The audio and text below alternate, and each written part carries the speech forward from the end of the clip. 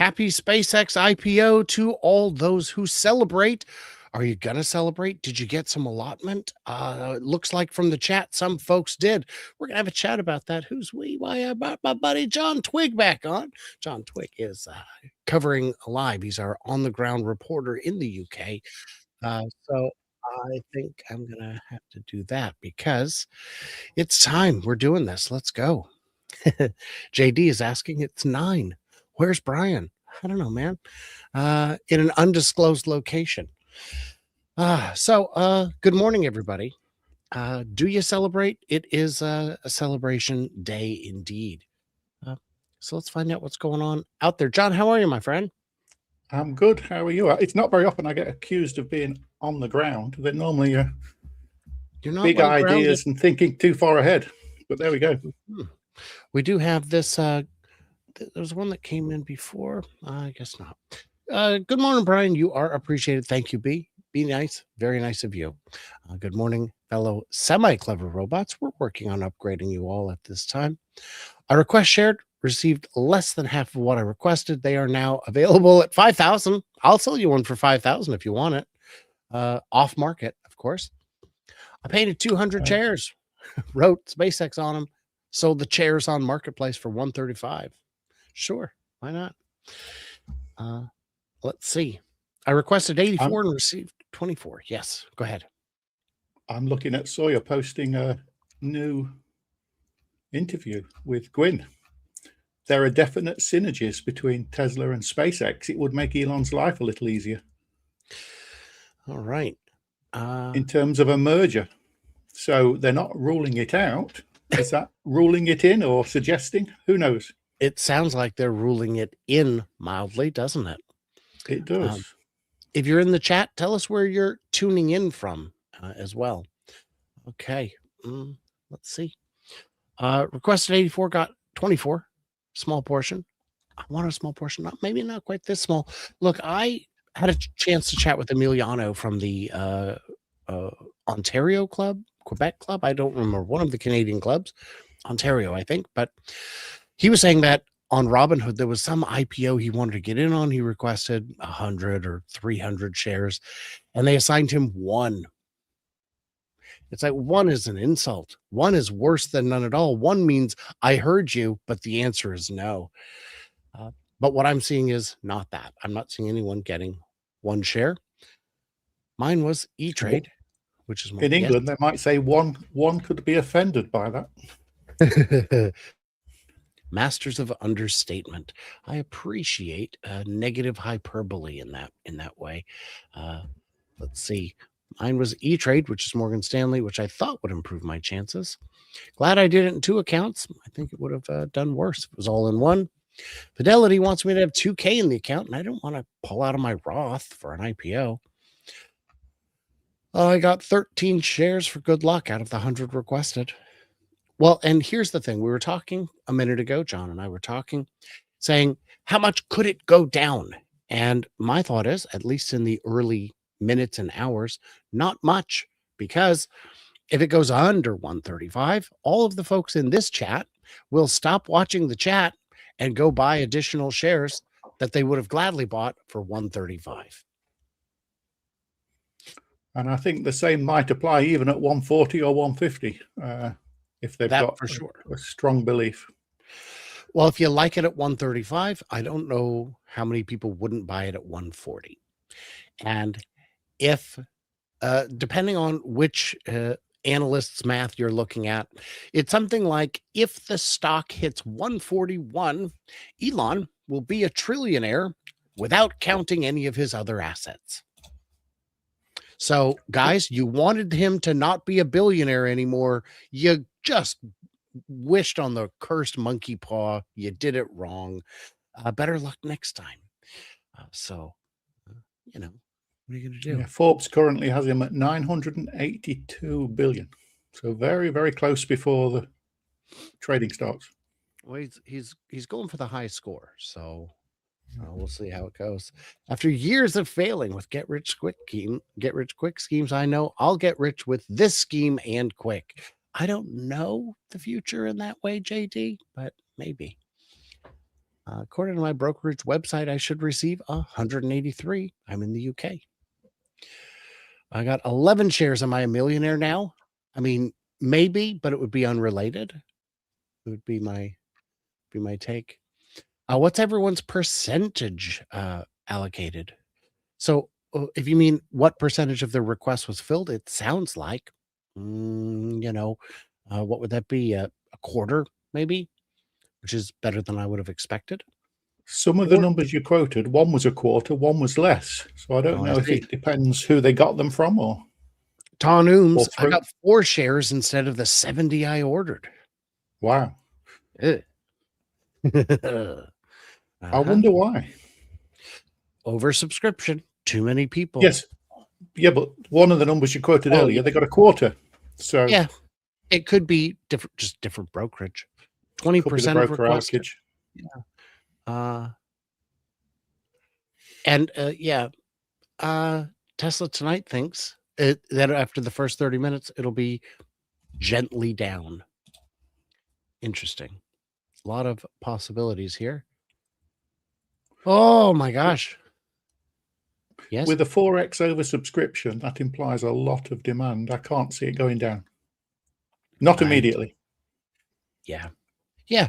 At some point, the honeymoon is over and you got to get to work working, but we'll see how that goes. We do have a comment here. Oops, gotta go here to move it. 10 out of 14. Joe's got 11 out of 18. 10 out of 14 is very nice. 10 out of 14 is great. That's, I think, very satisfying for the investor. You are the investor, Dave. Do you feel pleased with that? So let's see here. Some things we can discuss. Made some notes yesterday. Massive attention at the open. High retail demand. Will it surge like many IPOs or trade higher? The thing I saw with Facebook was when it hit the market, it immediately crashed. And it crashed because there were so many employees who, after years and years, really wanted at least some of their money. And poor Mark is just watching everybody sell out from under him. While the company itself is still trying to move more shares, and it didn't go as well as they'd hoped. In terms of shares, I don't know what the etiquette is. If it's polite to ask, are we allowed to ask if people want to share their broker? So we might spot a pattern. Sure. Different Well, brokers allocating different amounts. It's polite or not, we can ask. No one has to tell us. So that's exciting. I suppose I should. Because we're supposed to say the not financial advice thing, aren't we? Just in case.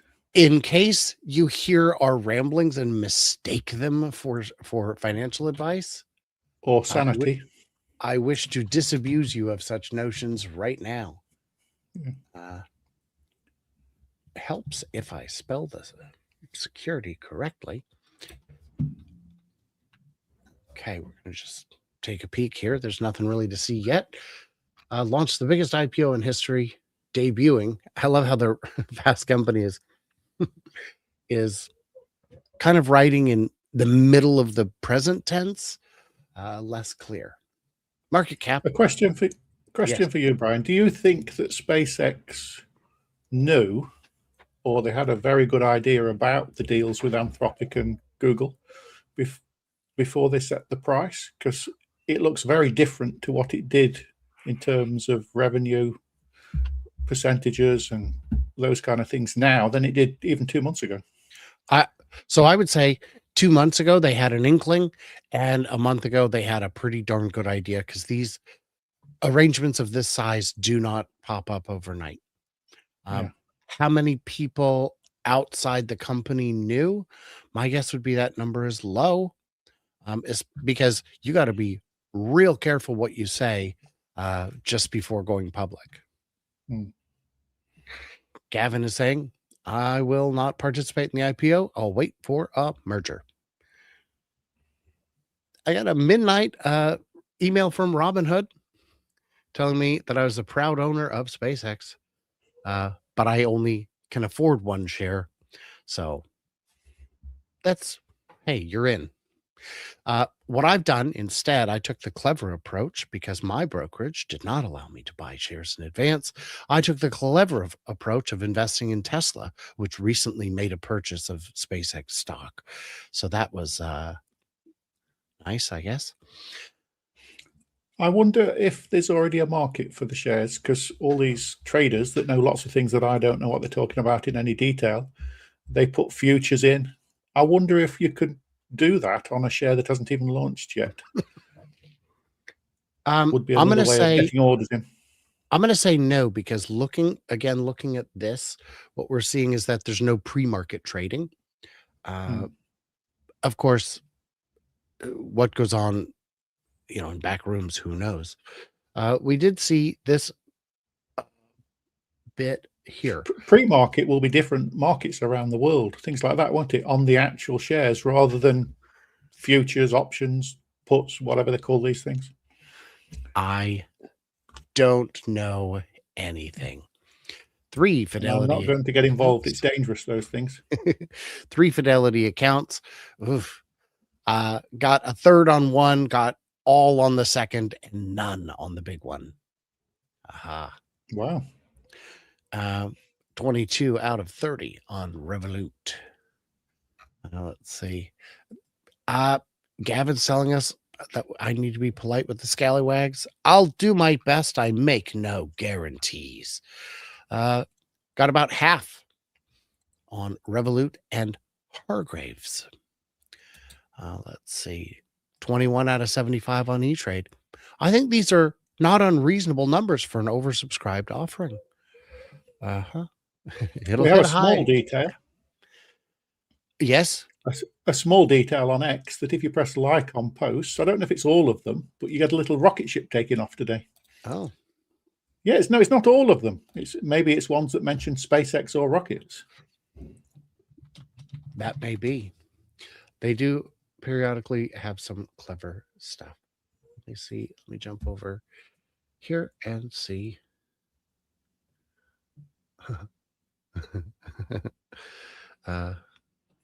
Make this a little prettier. That's probably pretty enough. Nikita from XAI from X. Good morning, New York. Yes, good morning. OMG, dirty Tesla. How dare he create hundreds of thousands of jobs, trillions in wealth for others, accelerate the world's transition to sustainable energy, help paralyzed disabled people, and more, and connect poor and low-income people to the internet. I see a lot of very, I would say, inappropriate hate for Starlink, because what if I decide I want to buy a nice space telescope? I mean, I haven't, but what if I did?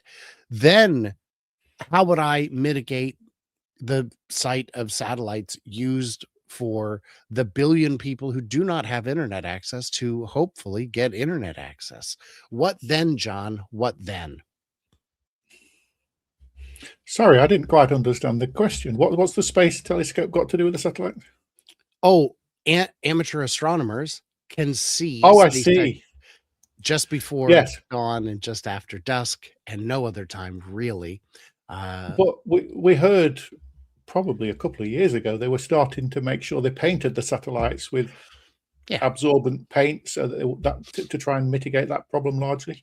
And I think Sawyer or somebody posted a picture of the Earth from some distance away, showing all of the current satellites in their full glory. I looked really carefully, and I couldn't see any. Correct. Yeah. And then somebody said, yeah, but what about when there's more? So I said, Grok, what about when there's more? And Grok enlarged them to the size of cities. I said, no, Grok. Why'd you make them the size of New Hampshire? He's like, well, I got to show detail. I'm like, you don't. Please show it again without detail. And Grok gave me another picture of them scaled up to the size of cities again. So I'm like, you are polluting the space is what's going on. Yeah, I suppose there might be individual cases where if the object you're looking at has got a satellite near it temporarily, you might get some inconvenience, but I don't think it's going to be. There's free software you can download that does post-processing of astronomy Yeah. images, and all of them have a button you click to remove satellites.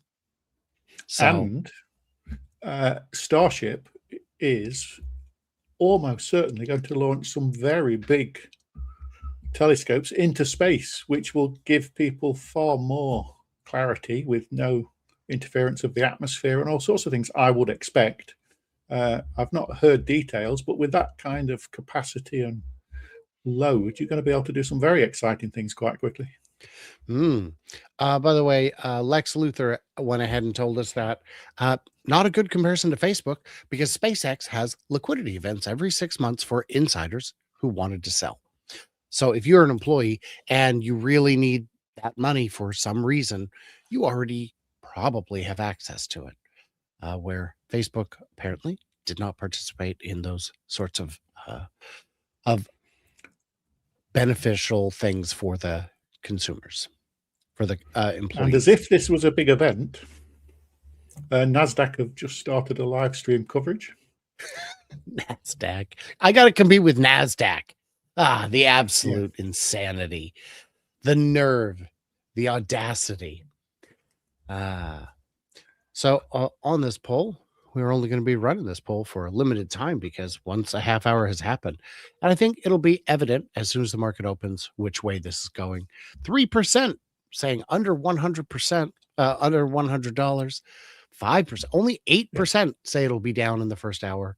And I do think the 135 to 170 is reasonable. Not everyone's going to jump in at the market opening, but I'm expecting high volumes today. And the high frequency traders, I suspect, will be in on this all day. They've got their command centers running. Every few dimes, I expect to see a lot of movement. So I wouldn't bet on it, but I wouldn't rule out 200 briefly at some point today. yeah, that'd be would be interesting. Requested 200 at Robinhood and got 1. Oh, Wow. oh. The Robin. At least they let you place your order. I don't trust Robinhood because of the shenanigans they played on GameStop. So that's not great. If you wish to buy or sell your securities, you must be allowed to do so. No halting trading arbitrarily. Always good to have some space. Interestingly, at least the universe I live in is made of it. It is structural. It is load-bearing space. Yeah, I've got to declare a small interest in Robinhood. I've got a friend, I was out walking with them in Sherwood Forest, which is where Robin Hood lived many years ago, apparently. Yes. A real place. Mm. Yeah. Let's see. I got 1 out of the 12 requested. Ugh. NASDAQ. Let's see. So can you buy at the bell or not until 30 minutes later? Why wouldn't you be able to buy at the bell? It depends on your account. Some of them, if they're like pensions, 401, some of the accounts have got like 15 minutes. It takes a while to place orders. Well, yes, but you'd be able to request the order. I mean, Yeah. you'd be able to place it, just not fill it. Yeah. Let's see.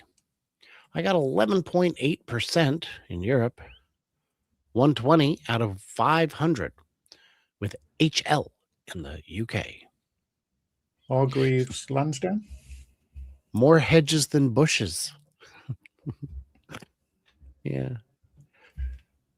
DRK. Hey, everyone. Today's the day.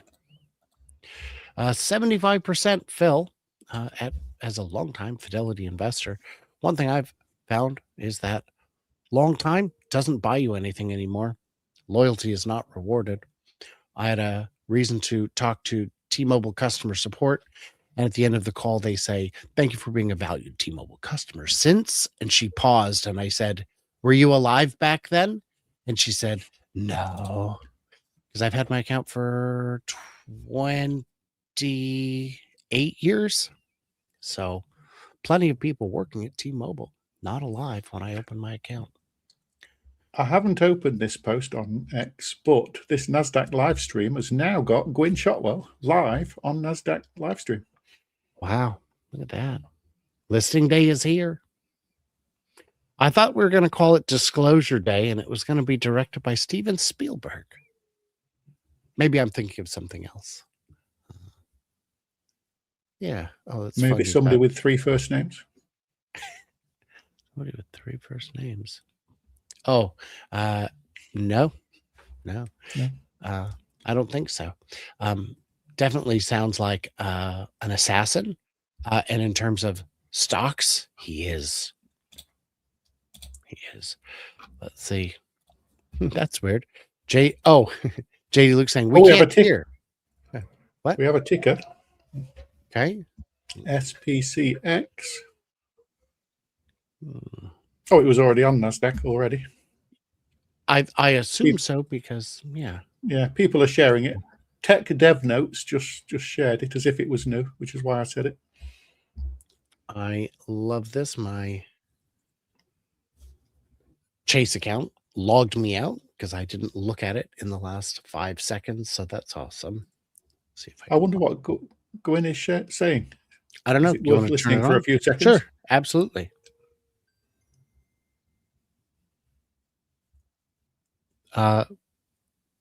You doing it? Oh, it's my sound, isn't it? It's your sound. To look, I think. Yeah. I don't know if I can turn it on. Well, you've got the mute button turned on. Yeah, but will it share it to you? Try. It should.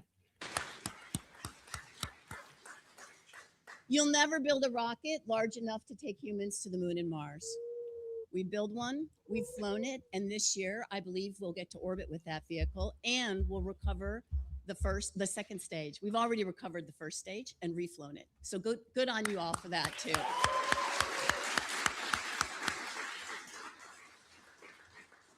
With the acquisition of XAI, we now as a group own the largest coherent gigawatt class compute on the planet, which will help us truth seek and understand the universe. So congratulations to all of us for that. You tell me when you've had enough of it. So we're about 22,000 strong. I'm super proud that over half of us actually bought additional stock in this opening, totaling almost $1 billion. So thank you for that too.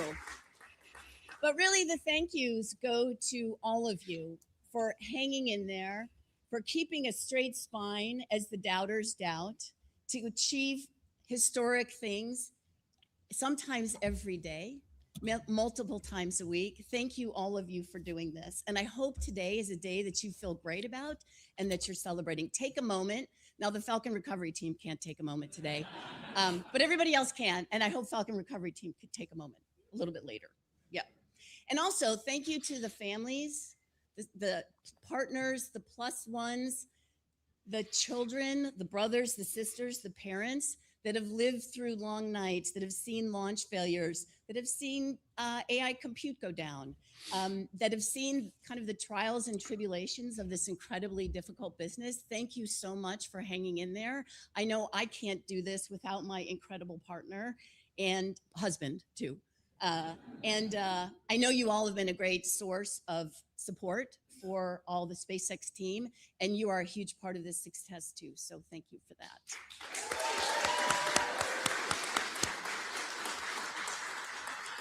I haven't mentioned Starlink and Starlink Mobile yet. We're probably connected through that. So incredible team to do that, connecting those that are unconnected. And I'm really excited about the future of that. In fact, as I was meeting with like literally almost 1,000 people in person over the last 2 weeks and almost 100,000 through telecommunications, hopefully on Starlink. What was clear to me as I was talking about the future and they were asking questions about what we'd achieved and what we're going to achieve. What was clear to me is that we are just beginning. It might feel like a long haul, but it's going to be even more exciting going forward. So thank you again. I want to introduce my boss of 24 years, the chairman of this incredible company, the CEO of this incredible company, and the chief designer of this incredible company, Mr. Elon Musk, who is in Starbase, Texas, and he's celebrating there with 4,000 or 5,000 people. Thank you so much.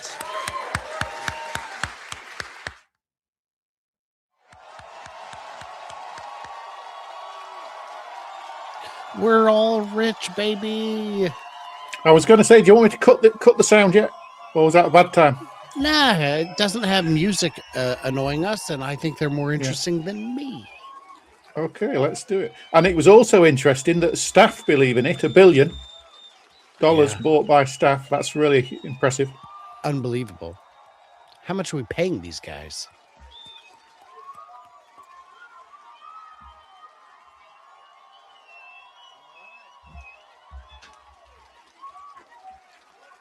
Is that Jensen? He's got the leather jacket. He borrowed it, I'm sure.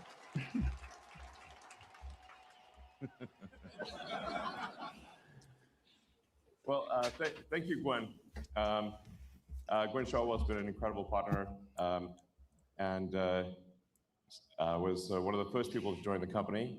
And hit the full screen button on it. So thank you, Gwen. Oh, she's in New York, of course. Where is she? Do you want even bigger? Yeah, it is certainly hard to believe that a little company that started in a warehouse in El Segundo is now going public with the largest IPO that ever. And let me tell you, if people had told me this was going to happen, I was like, man, you must be smoking some really good crack, because I think this company's going to fail.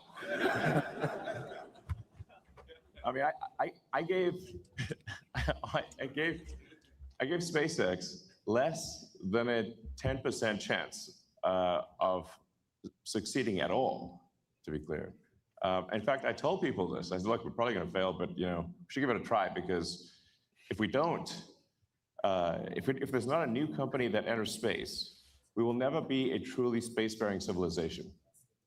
While the other aerospace companies, they build good rockets and everything, they were simply not pursuing the technology that's necessary to make life multiplanetary, to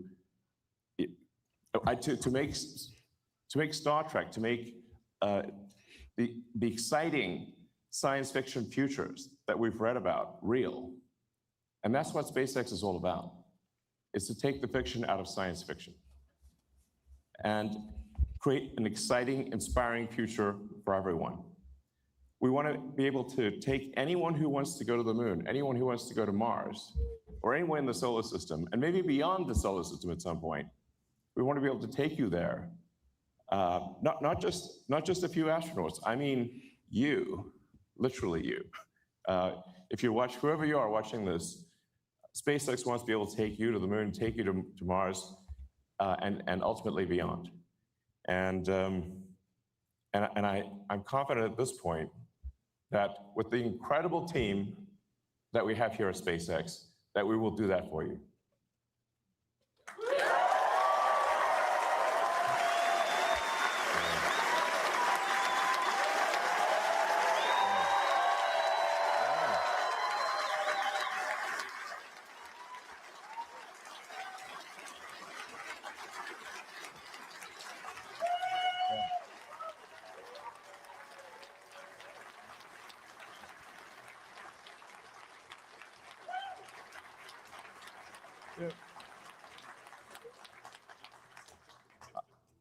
I always think about this. There are always problems on Earth. There are always problems on Earth. There are always things that we wish to be better, that we want to solve here on Earth, and we should solve them. But there also have to be things that get you excited about the future, that make you glad to wake up in the morning, because you can't wait to see what happens next. And that's the future that SpaceX wants to bring to you. Yeah.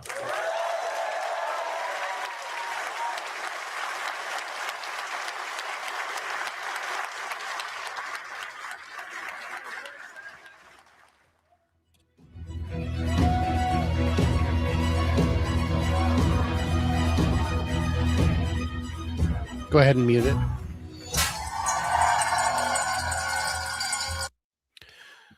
All right. Does that mean the market is open?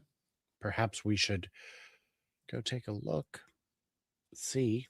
Oops, this I one. have Google Finance open that hasn't updated yet. Yes, I And have. I've got an IG app on my phone that updates pretty quickly. It's not yet showing anything.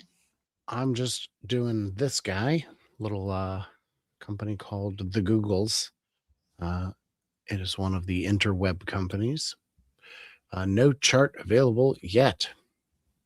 So we did get a comment in from Farmer Pete saying that trading has been delayed by 20 minutes or 30 minutes because of intense pre-market speculation. I don't know if that's true or if that's a thing, but you know, what difference does it make, right? We're here for the journey. So we've got a lot of millionaires being freshly minted in Brownsville, Texas. That's going to make some things different. I would say we're about to see more Cybertrucks and Teslas around there, but I don't think that's possible. I think a lot of people, I think everybody could buy one and you wouldn't even notice the increase. Let's see. Xander is posting a link. I don't know what it's to, though. I can't click it from in here. Let me see if I can click it from in here. And Xander is the trader, isn't he, that Herbert has on his channel that knows all the... No, I think it's a different Xander. I'm not sure. Oh, no, it's Xander Sky. Is Sounds it? right. Yeah, I think okay. So. Can't buy yet. We're getting a lot of comments saying things like, can't buy yet. And weirdly, Xander's link didn't show. Oh, right. Why would it show up on YouTube? It was an X comment saying, 9:50 a.m. So there we go. With trading at 10. We'll see a price, and then you can buy it 10 minutes later. Yeah. Okay. Shares showed up in one account. Strangely, the second account I asked for them in. Never thought I'd buy an IPO. Now to hold for 10 years. I loved seeing a lot of the skepticism that was pouring in over the past week. There's no there, you guys. The company has no revenue and it has no profit. And I say, well, I bought my Tesla shares when the price to earnings ratio was infinite because there were no material earnings, but there was still revenue. And to pretend SpaceX and XAI do not have revenue is ludicrous. If they were to go, silly blue chip strategy today, where they say, okay, we're done building, now we extract, they could reduce the satellite launch count to just barely sustaining what they have, maybe growing it a little, maybe shrinking it a little to chase the pennies. And they would have a fortune. They would still have a huge upside as they unlock additional markets where the satellites are not currently in use at the moment because they are busy when they're over countries that have them activated and idle when they are not. So that is a lot of absolute silliness to pretend that revenue doesn't exist. I don't expect a company to post huge net profits while they're in the growth phase. SpaceX in the growth phase. We can show this. Is this still live? It is. Do you want me to turn it on? Nah, I don't. Well, I mean, you can try and see if they're saying anything. Nope. Don't need. I don't need to give Capital Records 100% of the revenue from a stream for using 3.5 seconds of a song, and they will try it. They love doing that. They're very good at it. I'm just asking Grok because I thought it was the case that, of course, officially SpaceX has not made a profit so far, but the new Anthropic and Google deals will likely take them into instant profitability going forward. That's okay. That sounds possible to me. I love this comment. Clap for 20 more minutes until the stock starts trading. I think that would be a reasonable punishment for what they've done. Yeah. We've got a limit order set at 200, figuring that it would open around 160. But I think that It's possible, but we don't know how much they're planning to expand. And now that they're going to have 75 billion cash on hand, I can see them dedicating a good chunk of it immediately to expanding compute resource and maybe accelerating the Starship manufacturing program. So I think, is that going to count as income though? It's actually, they've raised that, haven't they? So I don't know how it fits on the balance sheet. Will right, it? but they wouldn't count as income, but they would be spending it. So it would show up as an expense going out, but not as profit coming in. Let's see what they're saying. Nope. Worth a shot. I can, it's like when the news fades out before the commercial break and you can see them talking. But instead you hear Rocket Man, which is fine. Looking at those deals though, they're not actually rented out all of current capacity, and they have new data centers coming as well. So Yeah. that's potentially going to increase or even double over what we've already got. So it was fun. I saw someone say that, well, it's clear that XAI is a failure because if they have enough compute that they can rent it out, no one's using Grok. Okay. You could just say that you don't understand AI. There's no shame in that, man, because that person does not. I would say Brian Wang, Next Big Future, came out with a video which I watched this morning, going through all sorts of figures. The possible numbers are incredible. When Starship is flying regularly, even 10 Starship launchers will put up a significant number of AI satellites.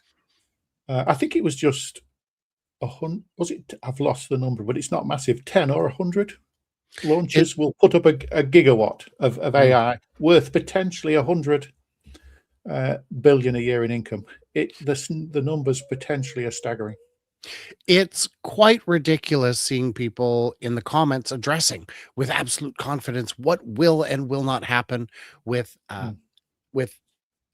data centers in space, with orbital cloud clusters of compute, saying, well, I can tell you this with certainty, whatever it is. Is it, what are they cheering about? It is absolutely, I know for sure the numbers will never work. So, well, if the numbers don't work, they won't do it. They're not going to do it for fun. And if you're not a shareholder, what do you care? Like, I don't get bent out of shape. People have asked, why does Kimball Musk sell so much Tesla? What does he need that money for? And I said, I can tell you, none of my business. It's none of my business. He's probably spending it to keep all his restaurants going. I have no idea because it's not my money and it's not my problem. But let's see what she's got to say.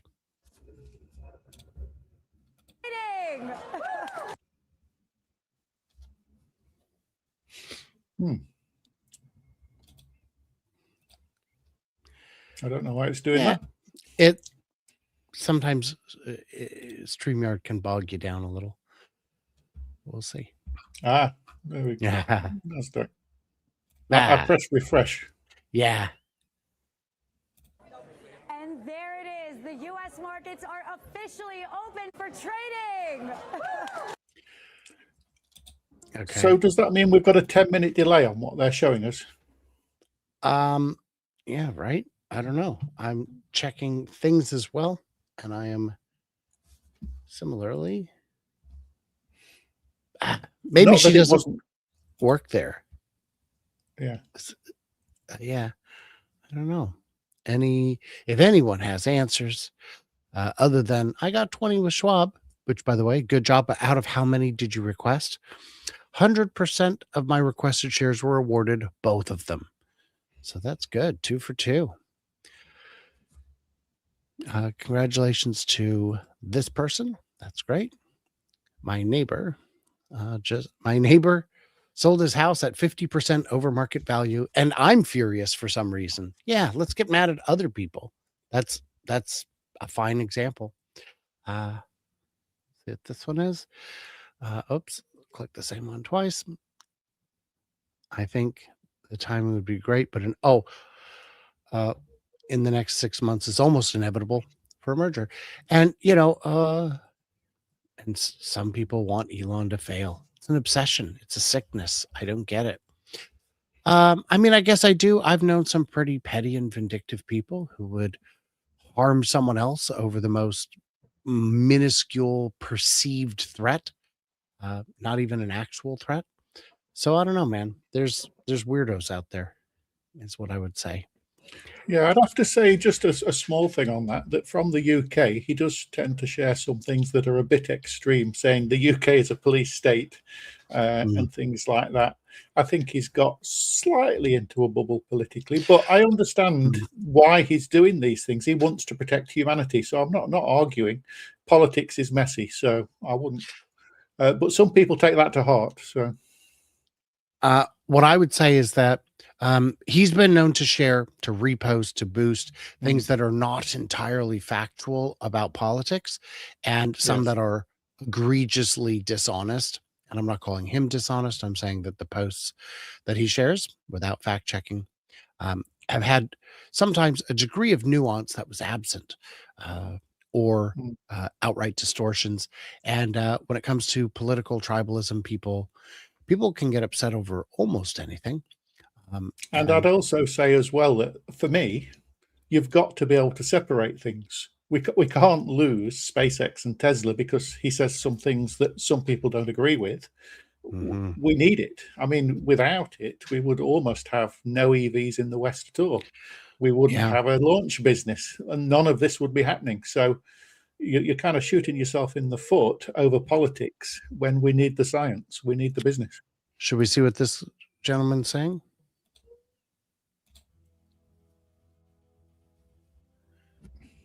It's got no sound. I don't know why.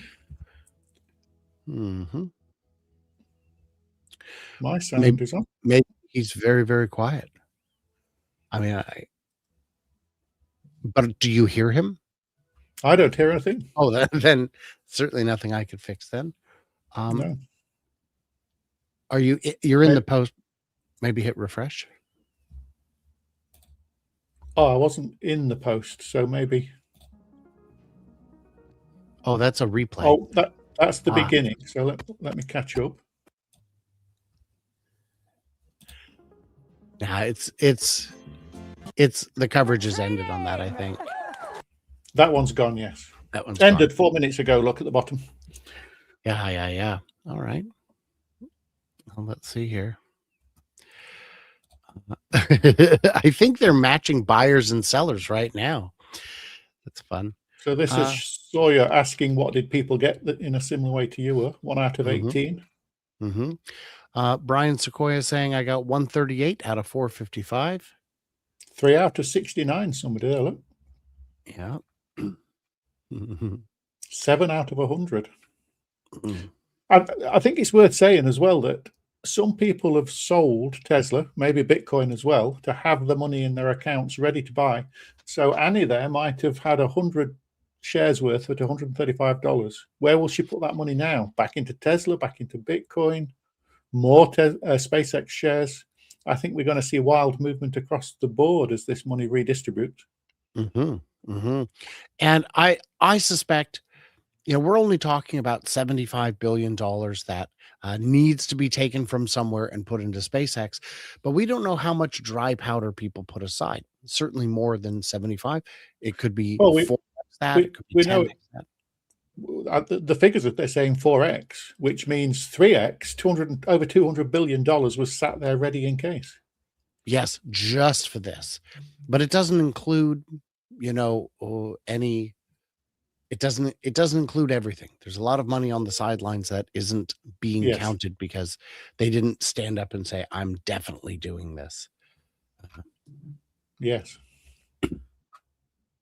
Let's see. We're advertising that. Let's get rid of that. 3 out of 3. Look like. Yeah. I was locked out at Schwab. Their minimum account value was 100,000.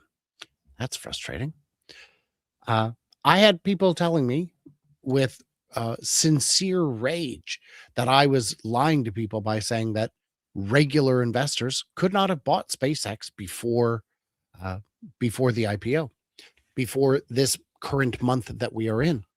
And he's like, but I did it. I know I did it. I'm like, right, but an accredited investor who was able to simply buy it. That's not available to the masses. Well, there's ETFs you can buy to get a slice of it. Right, but I'm also getting a slice of 100 other companies I don't want, and with high management fees. There's a lot of ways to do something badly to mimic what rich investors were able to do or get, effortlessly. But that eats into your gains. Then all of a sudden, it's like, well, now it's got to go up 10, 20% just to cover the management fees of the last however many years it would have been. That's not great. I Look would at have Ryan liked. there. Yes, Ryan got 1 from 500. The world's not fair. that's really frustrating. 1 out of 500 says, "I heard you." No. Says God answered Ryan's prayers. No, says God. Yeah. 150 out of 260 is pretty good. 216 from 7,500. Wow, Austin. We do have lots of red in the market so far, including Rocket Lab. I think it'd be very reasonable to expect Rocket Lab to dip a bit. How many did Nancy Tesla- Pelosi buy? FYI, you're required to disclose your spouse's trades as well, and her spouse is a career hedge fund manager. Conflating her trades with his is dishonest. And if you look at the trade history, you will see that they've made very terrible trades when it comes to things like Tesla. So I know that's a popular meme to attack, but it's not a very honest meme, and it is better to, be careful with those.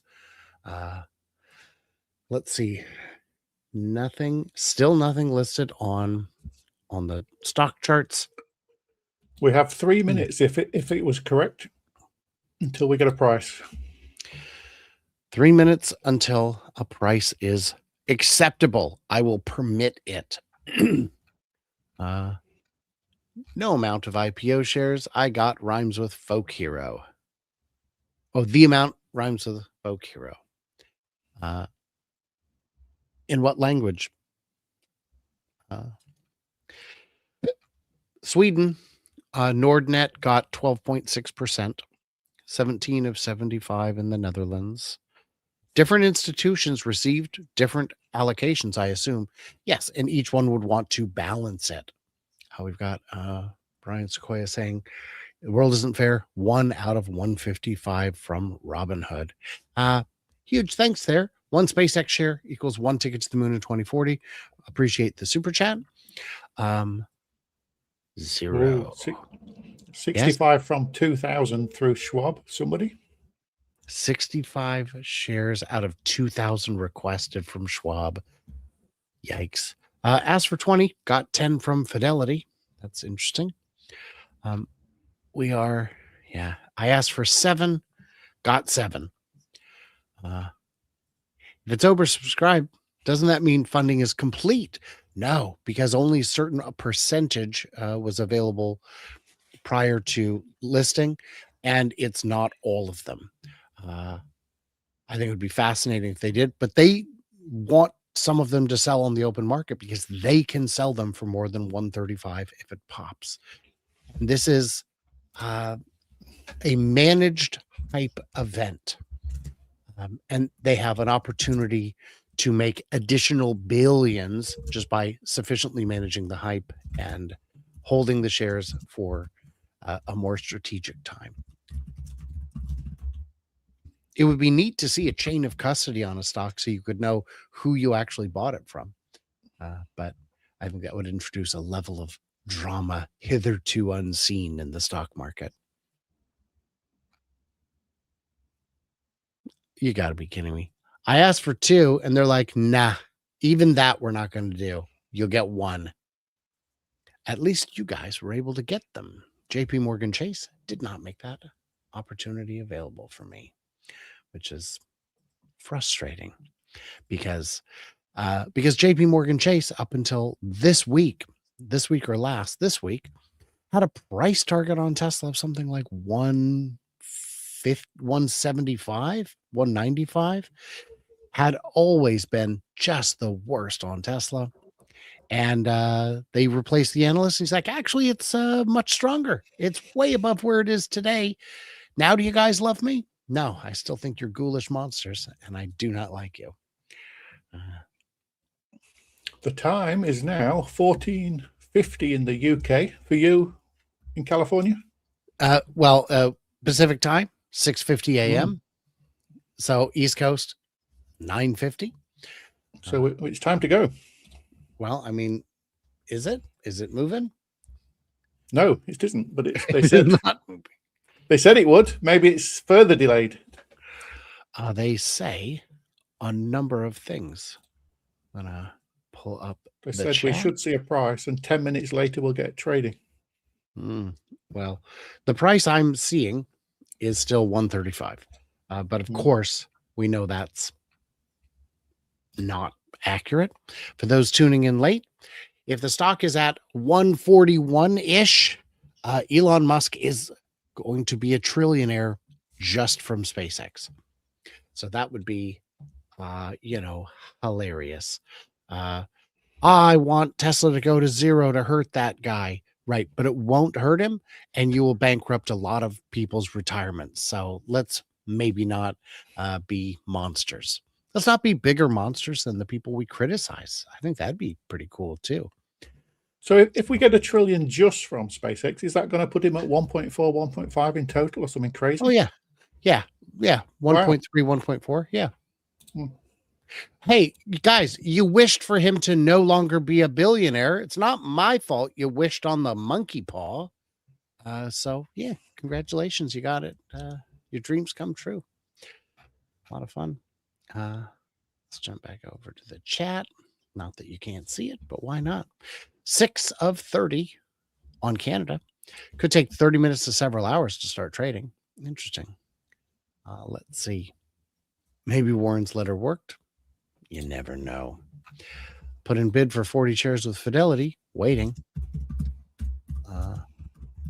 I would put in an order, but I don't know what price to put it in at. And I don't think I'll ever have a good answer. I don't know what the answer is. I don't know what a good price is, because this would require me to be able to predict the future. I know SpaceX's execution will be fantastic over time. That doesn't mean it's worth buying at any price.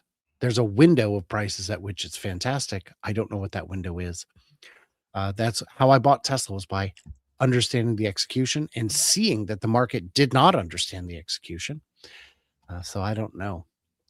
I'm just JP asking Brock about the delay, and it's saying expected start indicative quotes around 9:50. Actual trading could take an hour to several hours, depending on the order imbalance. So I presume that means the normal market trading won't work very well. If there's huge demand, they're going to have to work through it or something. I don't quite. But we might be looking at late morning or early afternoon before we actually see the trading price properly. Are you ready for a long run? I don't know. I haven't had coffee because it was too early to make coffee. Oh, no. Any price you can afford is a good price. This assumes it goes up. Well, yes, if you assume it goes up, the price doesn't matter. Bloomberg just said it starts at 10 a.m. And, the Bloomberglers, never wrong. And also never terrible. That's what NASDAQ said as well. But whether it'll actually come through, who knows? Yeah. I believe these companies know better than anyone, but that doesn't mean the answer is knowable. Then hold for 30 years. Love it, Brian. Yeah, love it. I put in a limit at 199. Yeah. I think what we can say safely without it being financial advice is that SpaceX is going to the moon. Yeah. Guys, you got to subscribe for more dad jokes. Subscribe, won't you? Won't you subscribe? One thing I had mentioned to Herbert the other day is, what the heck? Where is it? Oh, it's somewhere else. I'll find it. What the heck? How did you lose that? Darn it. I'll have to find it because my computer had some issues yesterday. I've only just gotten them resolved. Doesn't matter. I'll find it. Anyway, we'll talk about something else. Any comments jumping out at you? I'm just adding SpaceX to my watch list on my phone, just in case that might be a little faster than some of the others. Uh-huh. Where did I put it? At least I would if I knew how to work computers. I've only been a software engineer for 40 years and I can't work my phone. Yeah, you got to definitely figure that out. Okay. Well, I've misplaced my hilarious subscribe buttons, but that's okay. Darn. It's here somewhere. Fun with. So I tell people subscribing looks like this, but it doesn't always. Where in the heck? Yeah, Twitter is remarkably quiet. It could be Oh. that you've. Yes. Sawyer just said that it was nearly 5x oversubscribed, Okay. nearly more than $350 billion in total demand. So not a surprise to see people getting 20% of what they asked for. Yeah, that would make sense. Still, the people getting one share, I tell you, that's just obnoxious. When you're giving out one share to people, it tells me that you're just trying to pump up the numbers to make it look like you gave more people shares. I wonder if the different brokerages, did they have to name how many they wanted up front? So if they've not requested enough. Oh, just like the individuals had to request, that would be pretty Yeah. funny. If they had to judge the demand that was coming through their customers too soon, or Mm-hmm. All seems quite reasonable. so we're approaching 3 minutes to go from, in theory, a live price or first trading. Okay. I'm just going to refresh this, see if anything has changed. I'm still not seeing any trading activity, which is, what are you going to do? When you first heard about the chopsticks idea to catch a booster, what was your impression? My first impression of Yeah, of the concept of the chopstick catch. I think if you believe in Elon, even if you've got a natural inclination to think that's a bit crazy, you can't help thinking, but they'll do it anyway. So, and I see as well, I couldn't work out along those lines. I was thinking to myself, why don't SpaceX send one Starship to the moon sooner rather than later? The publicity would be amazing. So I got on Grok yesterday. I was asking it, and where's the heat shield up to? Where are Grok said if Elon decided to, they could send a Starship to the moon in around 2 months' time. Right. It might fly past. So incredible things could literally happen within a month or two if all things go to plan. So we could be catching. The other thing I heard them saying was, of the attempts to catch, they've caught them all. Oh, Is that yes, true? that's well, yes. There have been 2 approaches to the tower, both were catches on the booster. And yeah, the other ones, they didn't even have the tower prepared. That was not the objective. So Yeah. I think, yeah, that's a good point. So, When I heard so the it's chopstick actually idea, yeah, go ahead. it's working remarkably well. So you were skeptical. Deeply, well, no, I was confused. What are you talking about? Catching with chopsticks? How would that even make sense? And the answer is, if you know where the feet are, you know where the neck is. Just grab it by the neck instead of the feet. And Do you think it was political? Were they trying to show the Chinese that they can beat them at their own game? Oh my gosh, so good, John. Uh, Happy IPO day. Cal Oh, Sheet, their traders reporting Elon will be worth 1.46 trillion. Sounds about right. I chatted briefly with Brian years ago at the end of an early bird gathering. Only wanted one SpaceX for now, having my Roth already 100% in Tesla. Eventually, Musk assisted human productivity will make money redundant.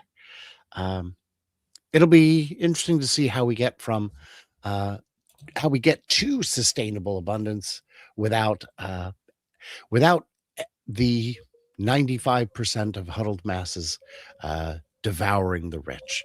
Because from what I see on social media, that's an objective of theirs. That's something they'd really like to do.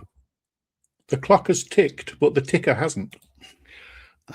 The ticker hasn't clocked. Makes sense. No. Still at 135. Yeah, that's what I am seeing as well. No chart available. Well, could you make a chart available for me, pretty please? Pretty please, and thank you. Have you asked the chat to guess what they think it'll open at, given the Open delay? at? No, but what we have. What's your is- guess? Oh, I don't have one. But what we do have is the poll, which is people guessing that after 30 minutes of open, it'll be in the 135 to 170 range. I now think that might be underly optimistic. We do have it an almost even split, though, saying 170.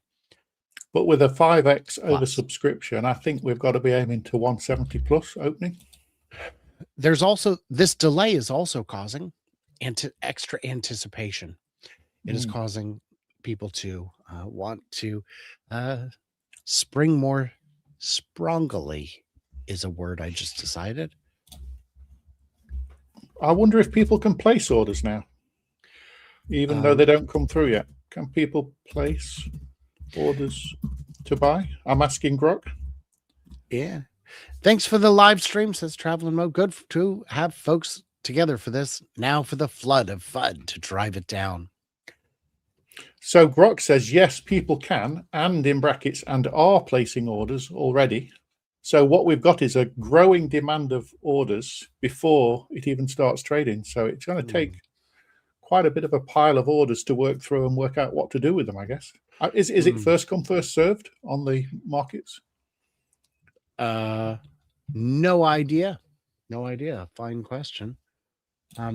Let's see. Try again. Because I'm looking in my account and it does not show it as available to purchase. Mine is a retirement account. Maybe that's why. And it's fun. Someone did ask a great question of me yesterday. They said, look, if SpaceX and Tesla are going to merge, why are you guys getting so excited about a SpaceX IPO? They're going to be the same company at some point, according to that theory. And if that theory is true, then yeah, why do you care? At most, you'll get a little, 10 to 20% advantage on one side or the other. So I don't know. Does Tesla own enough of SpaceX to make a material difference if it opens much higher? No, it's billions out of over $1 trillion. So no. So we wouldn't see a price jump in Tesla. No. Great channel. This channel was my choice for this great event. Thank you, Rusted Woods. I appreciate that. We do things a little different here. I'm never going to have the biggest names in stock analysis around because we're here to have fun. And at the end of the day, the most genius and brilliant trusted names in investing still generally don't outperform the market. So I figure those are just very skilled entertainers, which is great. We just do things different. So thank you for being here. Let's see. Saw some trading will start soon. Some say it will be later. That's correct. Don't need to click that. That's the wrong place to click. I've got double chat up. That's excessive. Got one or two ordered. I think you're engaging in some hyperbole there in the negative direction, and I love it. Place an order on Schwab for opening. 99. I'm just refreshing Elon Musk's total net worth on Forbes, and it is moving a little bit, presumably from Tesla and other things. But it's live, so as soon as it hits, we should see a new number. That's hilarious. Do you want to share that tab? Yeah. So if I refresh, we'll see that change slightly, which presumably is movement in Tesla or other things. 985.5. I just love the idea. I've seen interviews with celebrities. It was a group of celebrities on a podcast, and it said, "Oh, do you know your net worth is estimated at this much?" And he goes, "What? That's weird." So they all looked themselves up, and they wouldn't say which direction it was off in, but it was off. They're just making stuff up. They have no idea what celebrities are worth. And we do see celebrities from time to time. Ed McMahon, when he died, people were like, wow, I wonder what his estate will do with his, with his fortune. He didn't have a fortune. The guy was in debt up to his eyes. He was of the belief that because he was famous, he had to look rich and famous. And that's a good way to go broke. People expect me to have a chauffeur. Who expects that? Whatever, fine. And then, others you later find out have vast sums. There's a slight distraction for you. I Tesla appreciate semi-trucks beginning to come out of the factory. I had a comment from a viewer saying, well, has anyone actually seen a semi come out of a factory? Because until we do, it's not real. And I said, have you ever seen any semi come out of any factory? Are semis real? And, of course, they don't like my rational approach to things. Well, So 50,000 a year divided by 365 days is mm, 136 a day. Divide by, I presume it wouldn't run 24 hours. You'd know that kind of thing, wouldn't you? Would it? the line, no, they'll be running Yeah. one shift at first. So it'd really be on a per hour basis, 2,080 hours. Is So one shift. about, if it was 365 days, you'd be 17 an hour, but less days than that. So you'd only have to wait 5 minutes to see one come out when it's full production. Yeah, when it's fully ramped. Yeah, it'll be. Well, I've never seen one on the road. Okay, you and I drive different roads. When I'm in my home state, I never see them on the road. When I'm in California or Nevada, I tend to see them, and fine. It's 2/3 of. Oh, I've just realized you don't tend to show Zengler's videos live, do you? You just show screenshots. So I better stop that. Yeah. Oh, well, I show screenshots, and I also don't do them when they're super fresh. If it's the day of recording and he's just put one out, I'm not gonna touch it because So 1 minute, 1 minute's too fresh. Zengler needs the love, you guys. Okay. Oh, sorry. Click. There we go. Oh, it doesn't like it. Oh, he may have deleted it.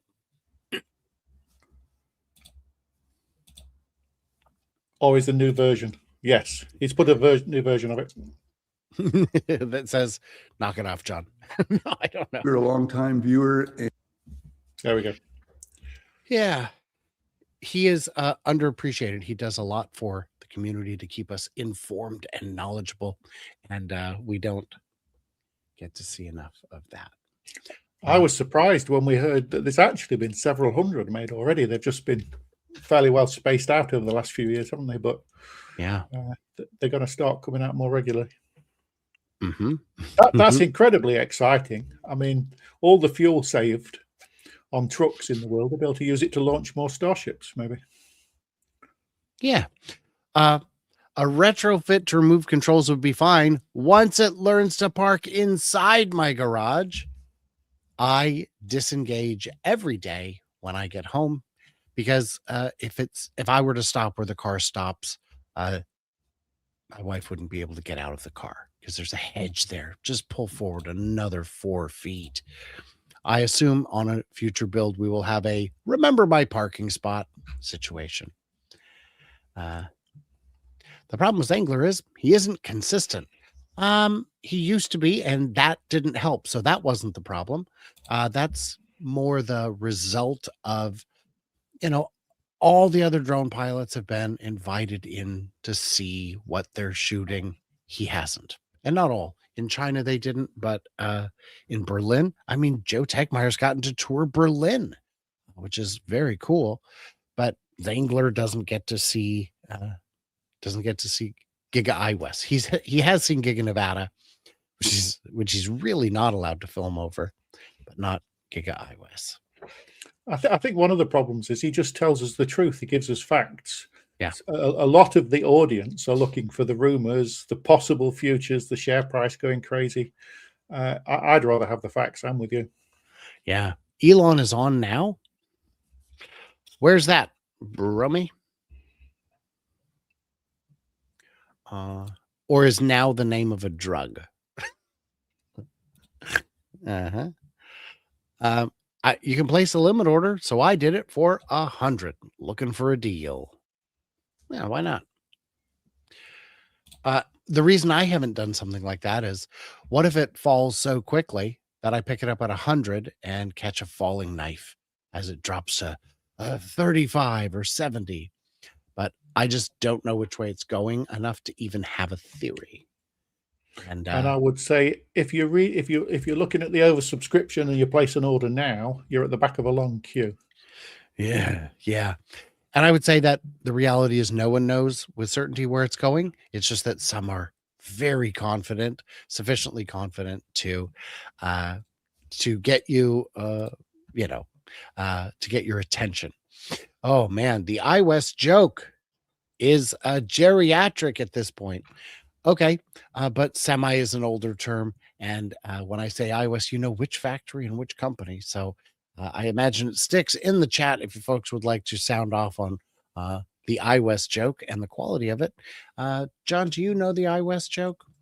Well, I got very confused, and I think I eventually worked it out. I think it probably originated in Australia, did it? No. What it is if you look at the factory, they provided a render, and right there on the roof it says iWest. Oh, I thought it's what you could see from Australia. That's what I meant. Oh, that's funny. No, maybe so, but no, this is the official render. That's what they called it, as iWest. And we have I did work it out eventually, but yes, Eventually. I was confused for a long time watching your videos. Yeah, it's fun. Turn the heat on for a bit because it's chilly in here. So let's It's really warm in England right now. In Manchester, it's about 15 degrees centigrade, 19 even.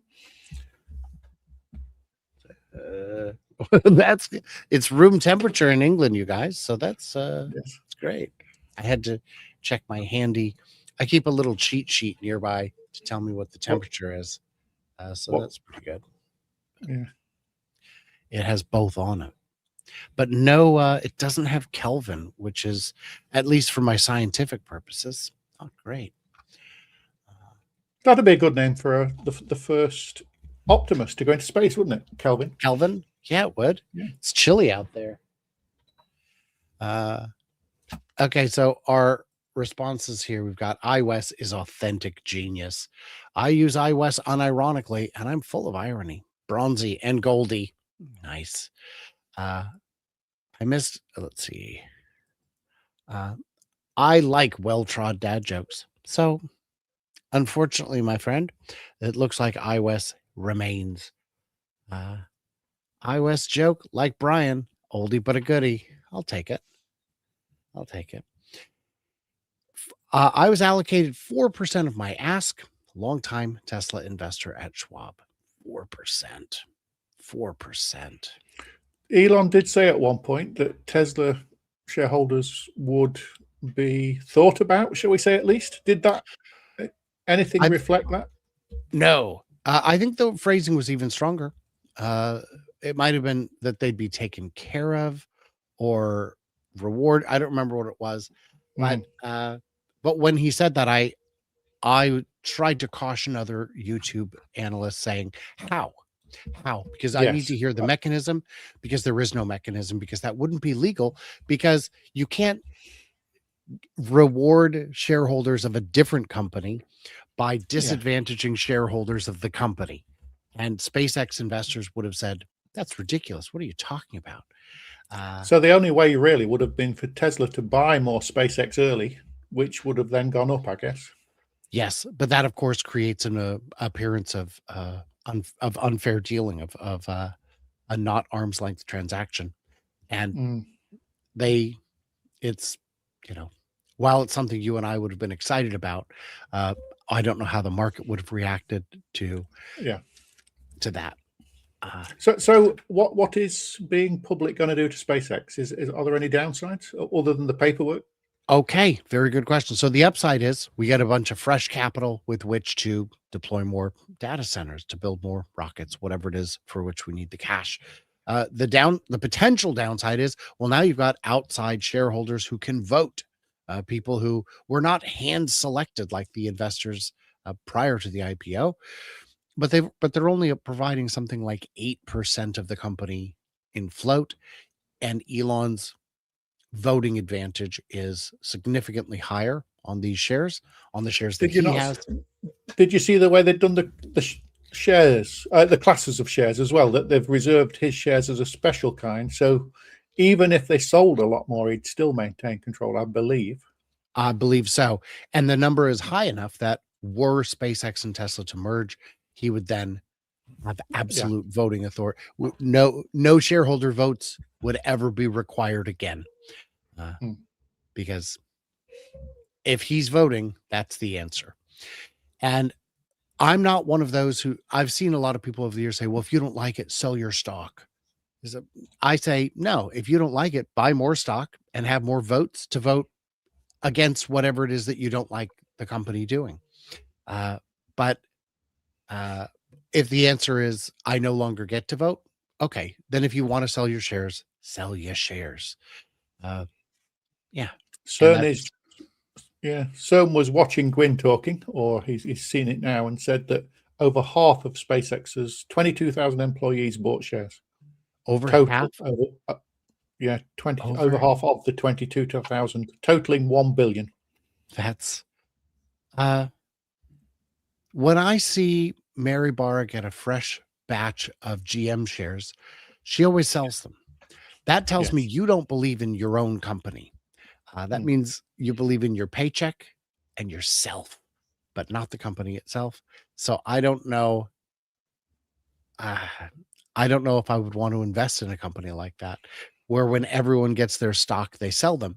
So when we were talking about people exiting lockup, or not being on lockup at all, entering the market and being able to sell, those people aren't going to sell because they're buying more shares, even at 135, because the employees could buy at 135. I'm sure the employees could buy as many as they wanted at 135. Oh my gosh. So crazy to think that we may not see a dip today. But again, I have no idea what direction it's going. There was some analyst on Fox earlier, a couple of hours ago, that Elon has reposted. Charles Payne, I don't know some of these names, but he was saying at some point everybody should own SpaceX. Do you want to show that? Okay. Perhaps some people in the audience will recognize who he is and what he knows. The name is familiar, but I don't remember.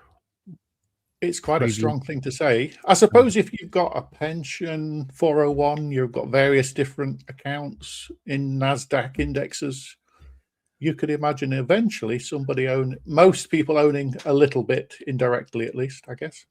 Yes. And that's true of a lot of big companies, whether or not people realize it. If you have any kind of money in the market, you may own a lot of things you don't realize.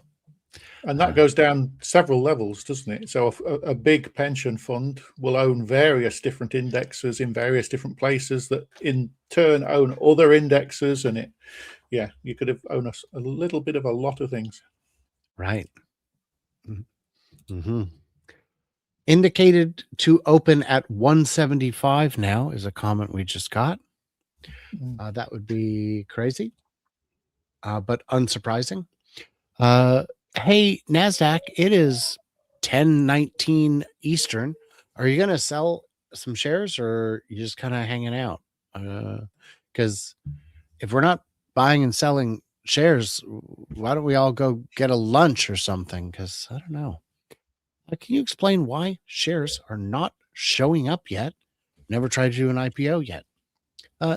Grok was saying it's the insane demand is causing issues that if they let those go through unchecked, it will cause extreme volatility, which might get it suspended straight away because the price would move quickly.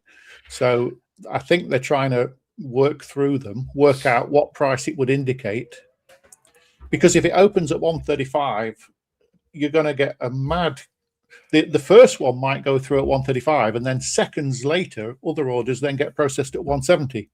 Yeah, but I mean, maybe the software can't cope. They're going to have to do something special.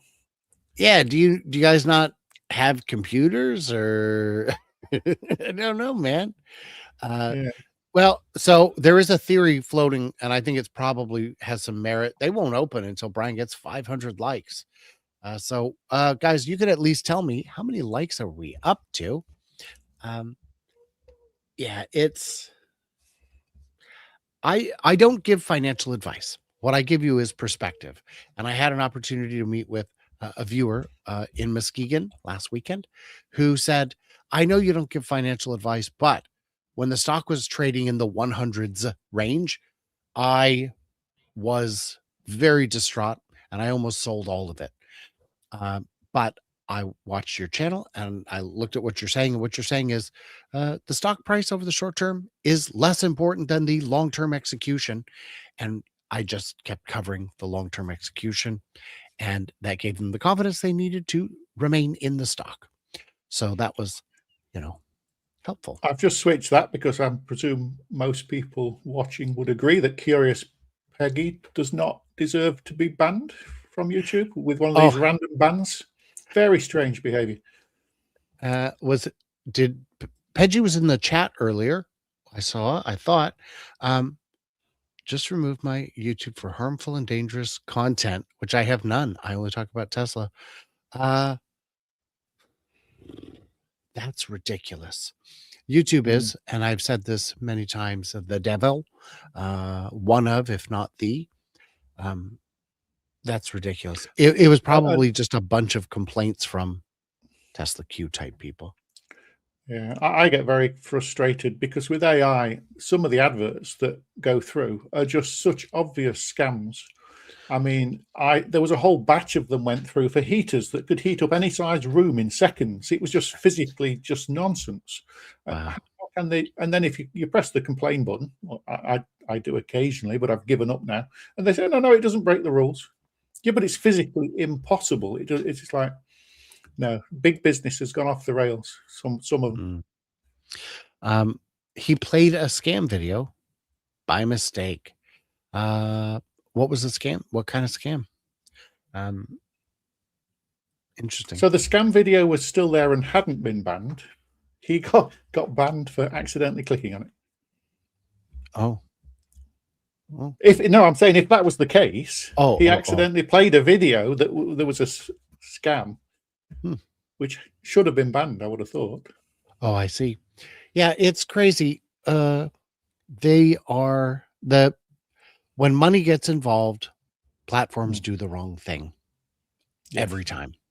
And it's crazy. You'll see people who say, my video got banned for being inappropriate.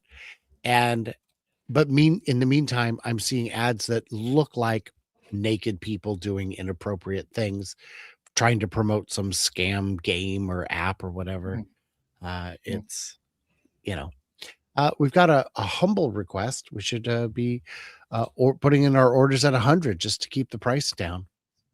I don't think it works that way. I think they'll just keep filling the higher orders, of which there will be a sufficient number. My health plan only offers a virtual visit. Oh, my health will only offer a virtual visit to the moon. I was asked yesterday by someone. Was it Herbert? I guess it was on Wednesday. He said, "You're not going to space, are you, Brian?" I'm like, "Nah, good. Certainly not the moon." If anybody got an allocation and offered to sell them at 100, I presume they would go through. Can Can you actually do that, or would they go through at market price? I don't know. I don't understand these things. That's a great question. I assume it would be market, but I don't know. Hmm. Can you explain who are the allowed sellers today? Everybody except Elon, I think. Maybe some of the principals are the high level executives might be on a lockup, but none of the employees are on lockup. And I don't think none of the early investors are. I mean, so everybody, I think, are allowed to sell today, provided they have the shares. Yeah. I'm asking Groton just to check to see if there's any rules. Appreciate that. I couldn't afford much, but got the 5 shares I requested through Fidelity. Anyone else where SpaceX will incorporate the neural net learning in space operations? Everywhere, be my guess, but I don't know.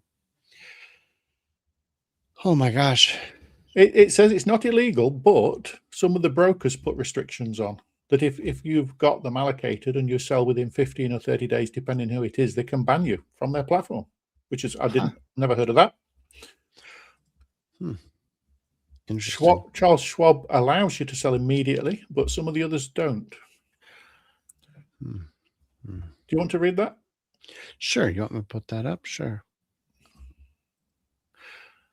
Okay. You can, if you hit the little arrow thing next to Grok, it'll collapse your sidebar. Not that one. That one. And then if you control plus it, it'll be a little more readable. There we go. AK points out anyone that buys today can sell. That's true. That's true. People who are buying the stock now are allowed to sell the stock. It's just some people from before. Some people, we did have a comment saying something. Go ahead. Yeah. I was just going to say, I'd never heard of this before. So if you've been allocated, that some of the brokers will penalize you if you sell them immediately. I wonder why. What is it? I think, Broker policies. I think they just want to discourage flipping, but that's what you do here, guys. That's your whole thing. Right? What on earth?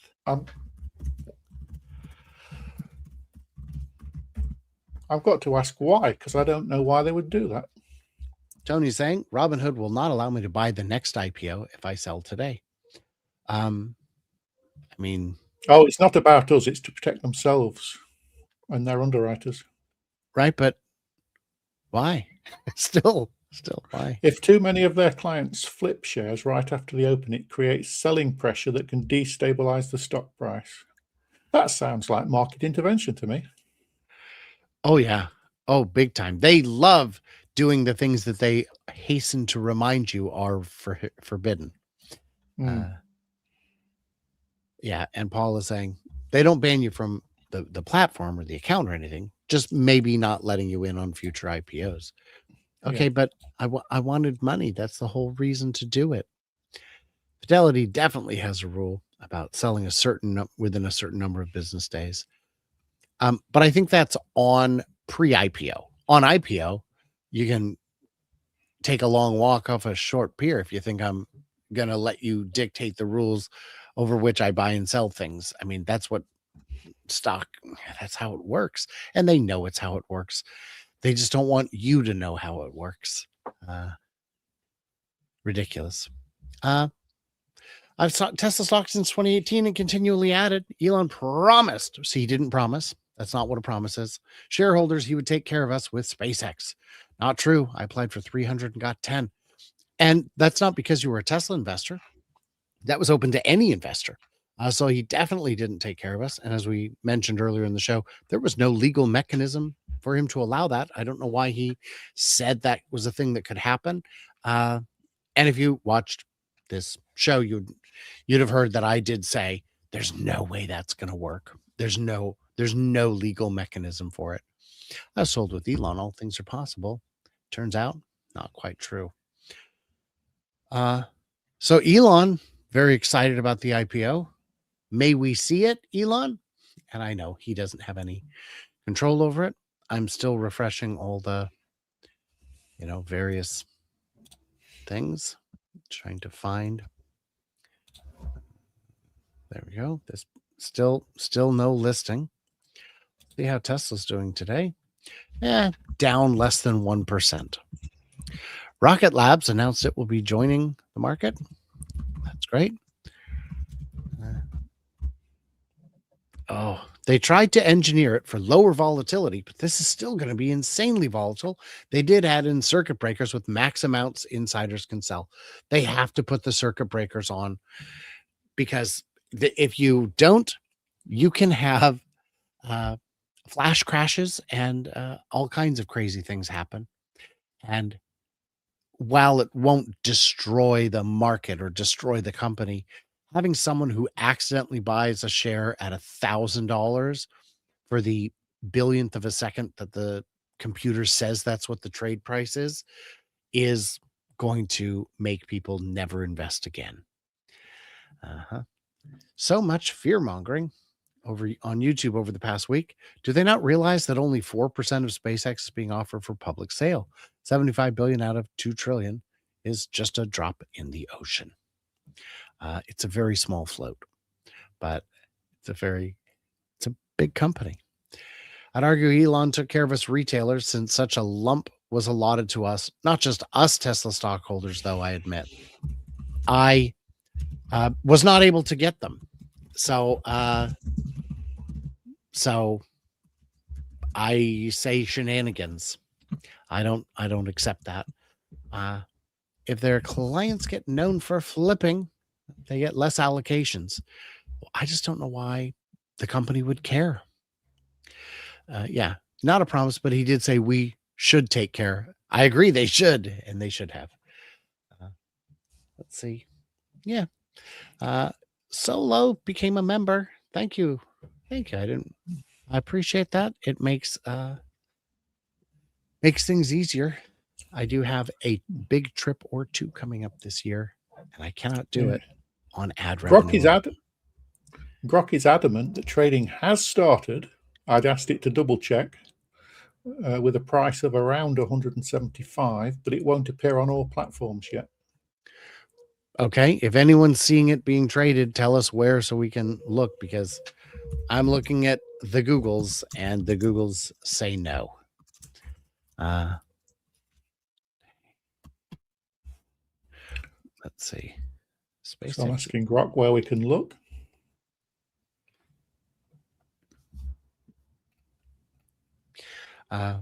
Was Elon saying that he would take care of them by doing the merger? I hope not, because that's not how you take care of people. That's just not it. Grok says go and look at the NASDAQ, but the NASDAQ says no, not yet. Okay. And we've got AK Jammer saying not on Schwab. And I'll tell you, it's not on JP Morgan either. So why does Grok think? It says it's showing a real time. It might be if you place an order, it's giving you an estimate. Not quite That the might same be what's thing, happening. Mr. Grok. 18 million stock owned by Tesla. Yeah. Fidelity, no. Okay. Yes. On the first day, there's often a delay when opening auction determines a fair price, which can last for several hours in high-profile ones. And this being a very high-profile one leads me to believe that, that's kind of what's going on.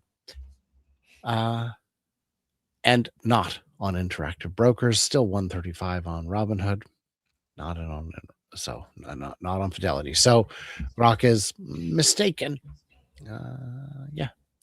That's a thing that happens. Live prices right there on the screen. But I mean, I don't know how live it is if it's not able to be purchased. I did get. Yeah. I've got on my IG app on my phone. Okay. And I can preview an order, and it's got forgive me for not knowing the right names for the prices. It's got a low of 135 and a high of 170. Oh, So maybe. I mean, yeah, so we've got a live indicative price coming through the systems if you want to place an order. I'm refreshing on Chase, seeing nothing. So if I log into, I'll see if I can get a live price in an account without showing you that I'm broke. Well, I can also do that so it doesn't show until you're ready. Yeah, I've not got that tab showing, so I can have a look through. Oh, I see. I can try, but it's on my phone. It's saying if I confirm an order for 1 share of SpaceX, it is estimating $170.01. We've got this comment. Rumor is it'll start trading at 11:15. Oh, guys, I've lost track. What time is it now in New York? 10:36. So another 45 minutes. But who knows? Okay. Who knows? Carl from Digital saying filled about 1/3 of my requested shares on E-Trade. Howdy, Carl. Good to see you. We don't need to see that, do you? Are you okay that I can see it on my phone? Oh yeah, we don't doubt you, and if we do, it doesn't matter. Don't tell anybody. No. Only allows limit orders, not market orders. Robinhood has been at limit order all morning. I posted a limit order right after I got my allocation. Yeah. And what'd you put that limit at? Yeah, the same on the IG. It won't let me change it from limit day. I can't get any other option.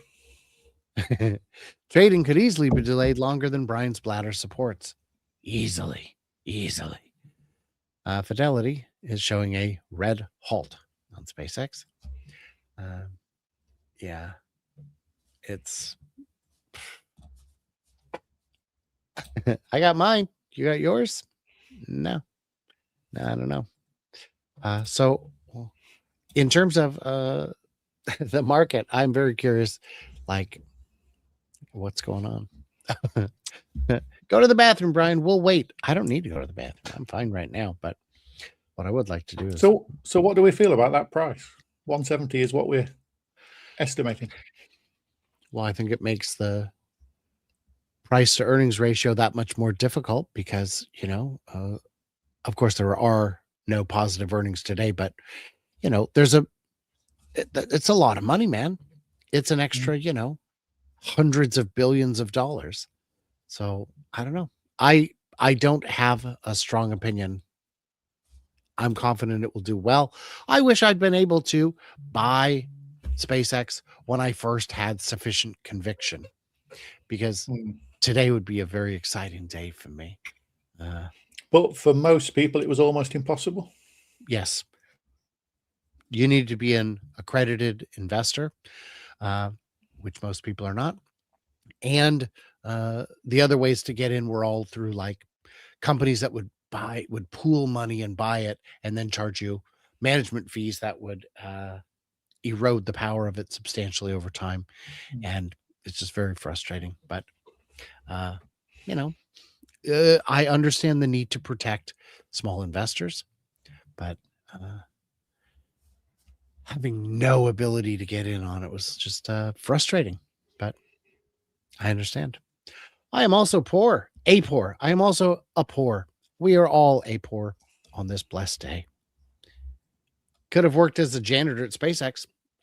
No, I couldn't have. SpaceX does not have operations anywhere remotely close to where I live, and having a family limits my options. So, order for 50, limit 155, accepted at Schwab. I mean, how on earth am I going to go be a janitor when I'm doing all these other things? It's I wouldn't even be allowed to cover SpaceX if I was a janitor at SpaceX. So that's a question I was actually thinking about. Not quite the janitor, but do all Tesla employees and SpaceX employees get shares after a certain amount of time, regardless of position? Yes. So I don't know how many get shares. Everyone has access to the employee stock purchase program. It is quite generous at each of the companies. I do believe that everyone is given shares, certainly something that would be vested based on when you were hired, how long you've stayed. And then I know a lot of people's bonuses are also paid with stock. So you are uh, absolutely looking at it saying, uh, I do want this company to do well. I'm a big owner in it. And we know stories of, the millionaire receptionists, the millionaire janitors um, from Tesla. And it's Agree. unique because when you look at the compensation plan of the union guys, their plans never include stock because the last thing the union wants is for the employees to also be owners. We want this to be adversarial, not cooperative, which I would argue is a bad idea. And that was a fascinating time in Sweden, wasn't it? I think that particular argument is fading away. Is it? Is the IG metal giving up? I don't know. Last I heard, there was something like 7 people on strike. I said IG. Is it IF? IF metal. Yeah. And yeah, they tried to pull their fast ones. Their fast ones were not successfully pulled. So it's pretty crazy. So yeah, some early SpaceX employees are going to get a big boost today if they've Yes. taken a lot of shares. I have people that I know who are former SpaceX employees, and I've asked them, "Hey, man, what's this going to mean to you?" And they've said, "I am not going to talk about that." They're Okay. excited, but sufficiently excited that they're not going to, because disclosing, if you've got a huge pile of money, it makes you a target for first and second cousins that you never knew existed, and scammers. And Do they talk off the record to you? Are they going to sell a few for lifestyle or that kind of stuff? I have not asked. Okay. Yeah. Because obviously, I agree with you. We don't want the neighbors knowing that you've got a few $1 million. Yeah. Well, so I do know there are people at who got a comment from Bills1234. It's me, your long lost child. So the I know several people at Electric Era Tech, the charging DC fast charging manufacturer in Seattle, who are former SpaceX employees. I imagine they still have SpaceX shares. Perhaps they will sell some for lifestyle. Perhaps they will sell some to fund Electric Era. I don't know. Max is saying it's IG metal. I believe you. I have not had my coffee. Gwen Shotwell, interview on CNBC. Sure. I mean, if we can find it. But yeah, there are. It's tricky. The thing I would do if I won the lottery, the first thing I would do is reach out to all my distant friends and family and tell them I need money from them to invest in something, so they could tell me it's best for friends and family to not do that. And I would agree and say, you're right. And then when they find out that I had money, I'd be safe because I could tell them it was actually their idea. Also, I would get a hat and mustache and some glasses to disguise myself and move to another country. See, I've got all these plans. They're really solid and well established. Clearly, I've thought these things through. Did you find it? Did we look for the Gwen Shotwell thing? If anyone has an idea how I would find that, let me know. Let's see. I'm a trillionaire too, Elon, just not in USD. See, I invested in this crypto. Ugh. The crypto guys, I tell you, look, if crypto is so good, it wouldn't need to be propped up by scammers. And I'm not saying that all crypto is bad. I'm saying that all but 2 or 3 crypto is bad. And I made an enemy on let's see, where did I do right there? There we go. There's a kangaroo upset at the SpaceX. They didn't buy shares, so they've. That is a very, very authentic looking AI video, especially the Yes. way the human does that part. I'm But trying to yeah, find, I'm trying but to find the news. Oh, sorry. that's Sound. all right. That's all right. Yeah, I made an enemy on X by saying that if you round all crypto is a scam. There's Bitcoin, Ethereum, maybe one or two others, and everything else. He's like, well, that's I said it's like more than 99.9%. He's like, name them. I said, okay, here's a link to a database that lists 40,000 failed cryptos. So I don't know what you Brian's ready to race. I touched my ear and it turned the sound on. I'm sorry. I've done that many times. I just went ahead and clicked mute on the screen for you there, so Thank it you. wouldn't happen. Schwab now shows flat lines instead of 135. I'm going to refresh on JP Morgan. Just nothing listed. Just nothing doing. This is like covering a SpaceX launch with a 3-hour hold. Let's see. If I look to place an order for one on my phone, it's dropped to 168.25. That you cannot buy it at. Well, that I could put an order in. Yeah.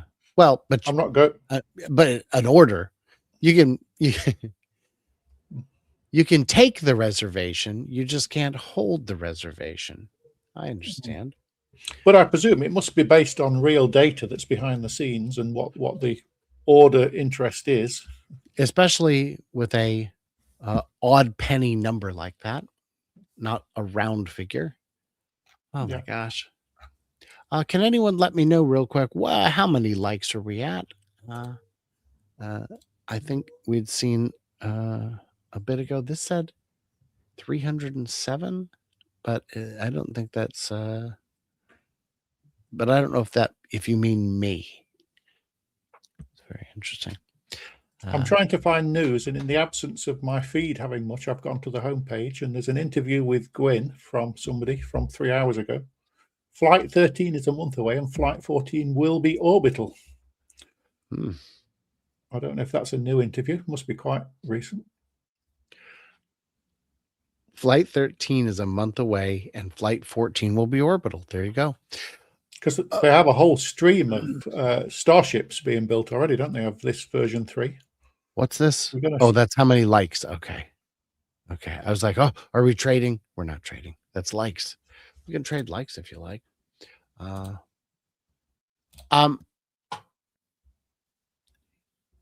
had someone try and tell me that they really support SpaceX and that they believe in them, but Starship is clearly a failure. And I'd say it is not a failure. If it was designed to be expendable, it would have been flight certified years ago. The only reason it's not flight certified is because the goals are so ambitious. And it's like, well, I'm not even convinced it'll work. So, well, but we know the booster works. If for some reason the Starship itself doesn't, you just change the second stage into an expendable and you're done. You're already done. So, yeah. Mithrano said, I heard Gwen becomes a billionaire today. I've heard that as well. On here, I've got 26 minutes ago, Jared, is it you pronounce his name? Isaacman, saying that a little bit more information. We're going back to the moon, which we already know, but it's just an interview. And I mean, every time I see these kind of things, officially they're saying that there are other companies bidding for some of these things. I can't see how SpaceX won't end up doing virtually all of it, if not all of these missions. The other guys keep tripping. How do you? I saw a lot of hubris from the former director of United Launch Alliance before SpaceX became who they are today. And he was saying ULA is the only choice. SpaceX shouldn't get any pennies at all because ULA is the only one with a proven track record. And I yeah, but SpaceX does have a track record. They are proven already to an extent. He's like, well, to an extent isn't all the way.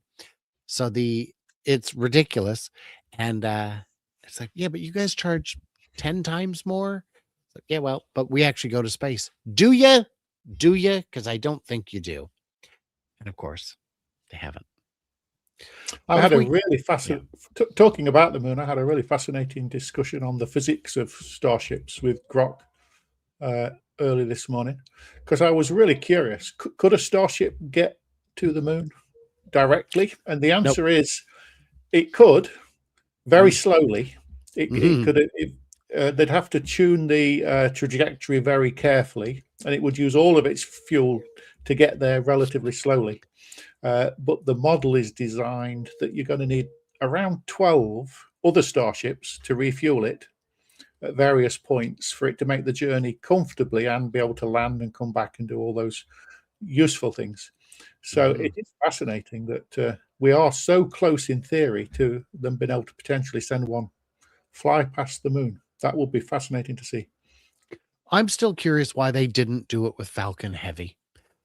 You could have surely launched a capsule with sufficient delta to get around the moon and back, but for whatever reason, it just didn't happen. Yeah. Can they launch the capsule on top of Heavy? Does it matter? Is that how it works? Why? Well, so they currently launch it on top of Falcon 9. Falcon Heavy would just be that, but bigger. Just with the extra boosters, effectively. I love the idea of crypto, but out of ignorance, don't fully trust the crypto part. Like you, I suspect Bitcoin is fine and probably safer long-term than the US dollar since it went fiat. The problem with Bitcoin is it does not have the ability to inflate. So any misplaced coin ever is inflationary. There are plenty of misplaced coins, and it will break it long-term. For the short term, it's fine. Crypto, for those who don't know, the idea is that you would use your computer to solve to run the hashes, to confirm previous trades and whatnot. And in exchange for that, you'd be rewarded with some coin of your own. Basically, the way I explain it is, imagine if you could leave your car idling in the garage overnight while it solves Sudoku puzzles, which you could then trade for heroin. So for black market, it's fantastic, I'm told. For much else, less so. And of course, NFTs would be a blurry photo of snake oil. So that's great. Falcon Heavy was never human rated. Yeah, but it could be. Go ahead. Fascinating to see that Elon has said trillionaire at various times, and he gets community noted. They don't actually get through, but some people always want to say, no, he's not trillionaire yet or whatever. But as of today, they will prove them wrong. Yeah. Of course, my JP Morgan has timed out. So if I wish to, I get real annoyed with just everything about JP Morgan Chase. Chase is, it's just not, I don't know. My real problem with Chase is, it had been over a decade since I went to look at my retirement account. I went in and said, I don't know what I'm in, but I'd like to sell it all and just buy an index fund. And this very slick salesman said, no, you don't want to do that. Sell everything you have and buy this mutual fund that pays me a large commission. And I thought, man, no, I'm not going to do that. And so, and he really, really pushed. And then he told me what the trading fees were. And I was like, I'm not, it was shockingly high. And so I go home to do a self trade only to realize that I already have that index fund that I wanted. He was going to sell me out of the thing I was already in that I wanted to be in to do something with a high commission for his benefit. And at that moment, I adopted this philosophy for SpaceX, which is, for Morgan, for Chase. Come on. There you go, little guy. So it is frightening as well. And it's very easy to hand over your finances to a dodgy advisor. And if you look at the platform fee and a couple of other things, you might be paying 0.5% or 1%. An advisor can easily put 1 or 2% on top in charges. Yeah. Over 20 or 30 years in a pension fund, it's going to cut the amount in half or something crazy. You got to look at the way it compounds. So be very careful. Double check what your advisor says with Grok and Claude and all these things before you commit to them. Yes. On the other hand, don't just rely on Grok either. Make sure you check around. Grok is a magnificent tool. It is not a substitute for human intelligence just yet. And we've seen issues like that. Like just today, you and I were looking and it said, no, it's being traded right now. Go buy some. It's not. It's not. We are getting more conversation on the heroin joke than I was expecting. So that's fine. Let's see here. Upper stage of a standard Falcon 9 rocket on course to strike the moon, projected to hit on August 5th. I think that's the second stage from when they were, delivering payload for some other country. But when I saw that headline, I thought, I don't believe it. So I looked it up. No, it's true. And with cameras, are we getting no pictures? No, this is just a second stage that remained in lunar orbit. Lunar orbit, famously unstable. So that which goes into lunar orbit does not hang out there successfully forever. My question to anyone giving me advice on Tesla is, do you have FSD? Yeah. Put it all on red. Yeah. In the UK, and I've got precisely 0 use out of it so far in 4 years. Yeah. What is the status? Someone asked me yesterday, UK, FSD, where are we at? We're precisely exactly nowhere. No news at all right now. I unofficially spoke to a Tesla manager in February, and he said they were hoping to clear it in March. We're now in June, I think, aren't we? So I don't know if we can hang off the back of any of these EU clearances. I saw a very worrying post yesterday. I don't know if you can update us, that if the EU as a whole doesn't clear it at their meeting in the next few weeks or months, the ones that have already cleared it will time out after 6 months. The exceptions are only temporary. That was a very odd situation if that happened. I don't know if that's true. I don't know. I haven't heard anything about that part. Interesting. It's so in terms of timing out on permits, when it comes to space, you request bandwidth. There are 2 agencies that you have to get real approval from to launch. One is the FAA because it's a flight, but the other is the FCC because you're launching communication devices. And Tesla, SpaceX, of course, got allotted a bunch of bandwidth that they had to, bid on and secure, and it is a use it or lose it situation. Blue Origin is running up against their lose it date. They will not hit the targets that they are required to hit. They can request an extension of their permit. I believe they would get that extension because it's evident that they are really trying. They are actually putting satellites up, but certainly not guaranteed.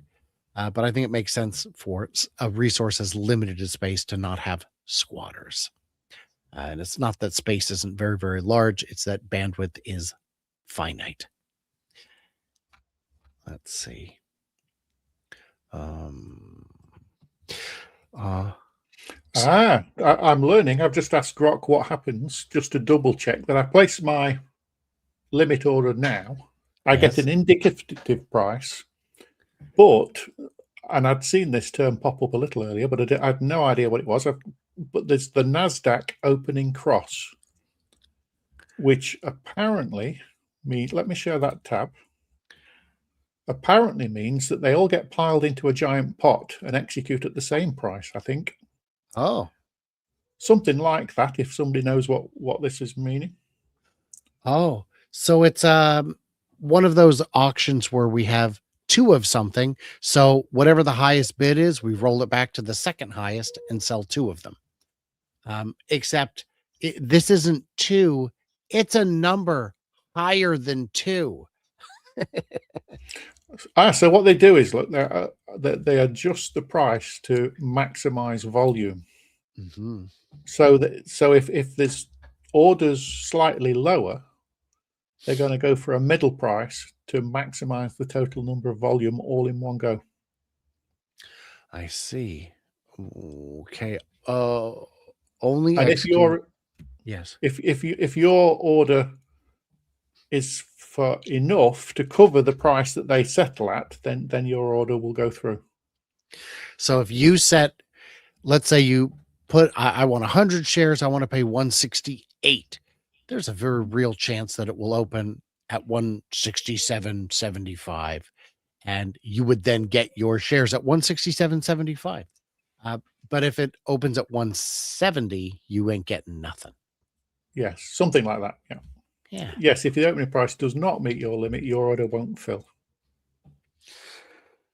I had an opportunity to interview a gentleman this morning from Granite Shares who does ETF management, and it was very insightful in terms of what to expect today. I did not know enough of the right questions to ask because I was not anticipating hours of waiting as the computer decides what price I will let you have. But yeah, Robinhood allows me to sell today, but if I do it regularly, I can't buy IPO stocks again. Yeah, I find that objectionable. Never mind. I'm so far behind. That's all right. I just find it objectionable. The whole point of this is to buy and sell to maximize revenue for yourself. And if you do that, they don't like it. Rude, very disrespectful. How dare you try to make money in the place where we make money?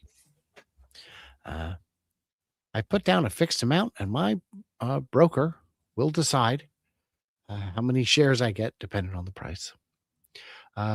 TD now showing 162.50, so it's adjusting the market bid ask in real time, but trading halted. Warning still there. Yeah, I'm seeing that as well. I don't know, dude. Yeah, my phone, it's gone down to 162 now.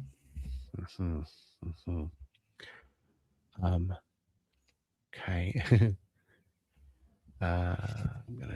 So how far off are we? I've lost track of time. Well, it's 11:02 Eastern. And what was the statement that it was going to be? That's the bit I forgot. Was it 11:15? I think it was 11:15. But as good as that information may have been when it was published, that doesn't mean it's actually good. I am going to grab a drink of water real quick. I'll be right back. So you are left to vamp for a moment, if you wouldn't mind. Would that be all right? That's absolutely fine. So do you want to put it on to this? Sure. We can think of anything to ask Grok, I'll ask it what time we're now expecting trades to settle. While you're gone, and we'll wait for that to happen. So we're settling down towards 160 at the moment. So what time?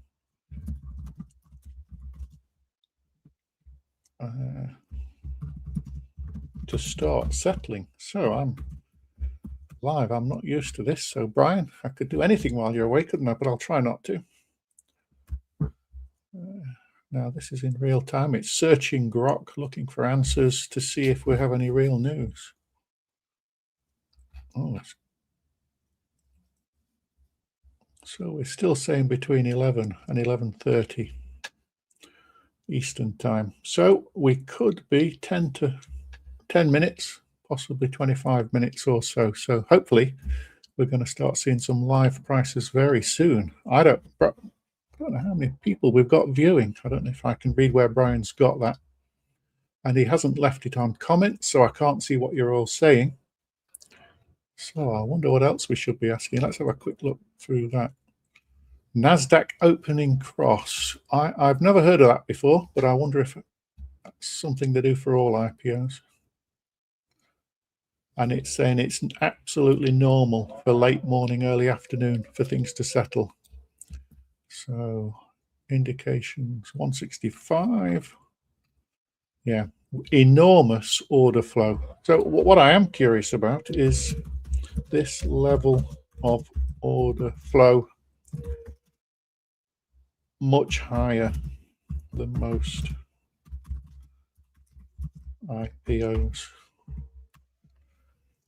It was curious listening to what Brian was saying a little earlier that Facebook, when they IPO'd, the price went down because a lot of their staff sold to get money that had been locked up for a while. So really good to hear that it was different in this case. So yes, we're significantly higher in volume if we trust what Grok's saying, or the most or virtually all previous IPOs. But the oversubscription multiple is more typical. So a 5x oversubscription is not out of the question. That happens before, but the amount of trading we're seeing now is higher than normal. So between up to 250 billion in orders for an offering that was only offering 75 billion. Unprecedented. Fascinating to see that. No other IPO has come close in raw dollar demand, dwarfing what Saudi Aramco's was at 29 billion previously. I did see a funny comment here. How could only half the employees buy? Does FUD run that deep in the company? I think it's people just live paycheck to paycheck.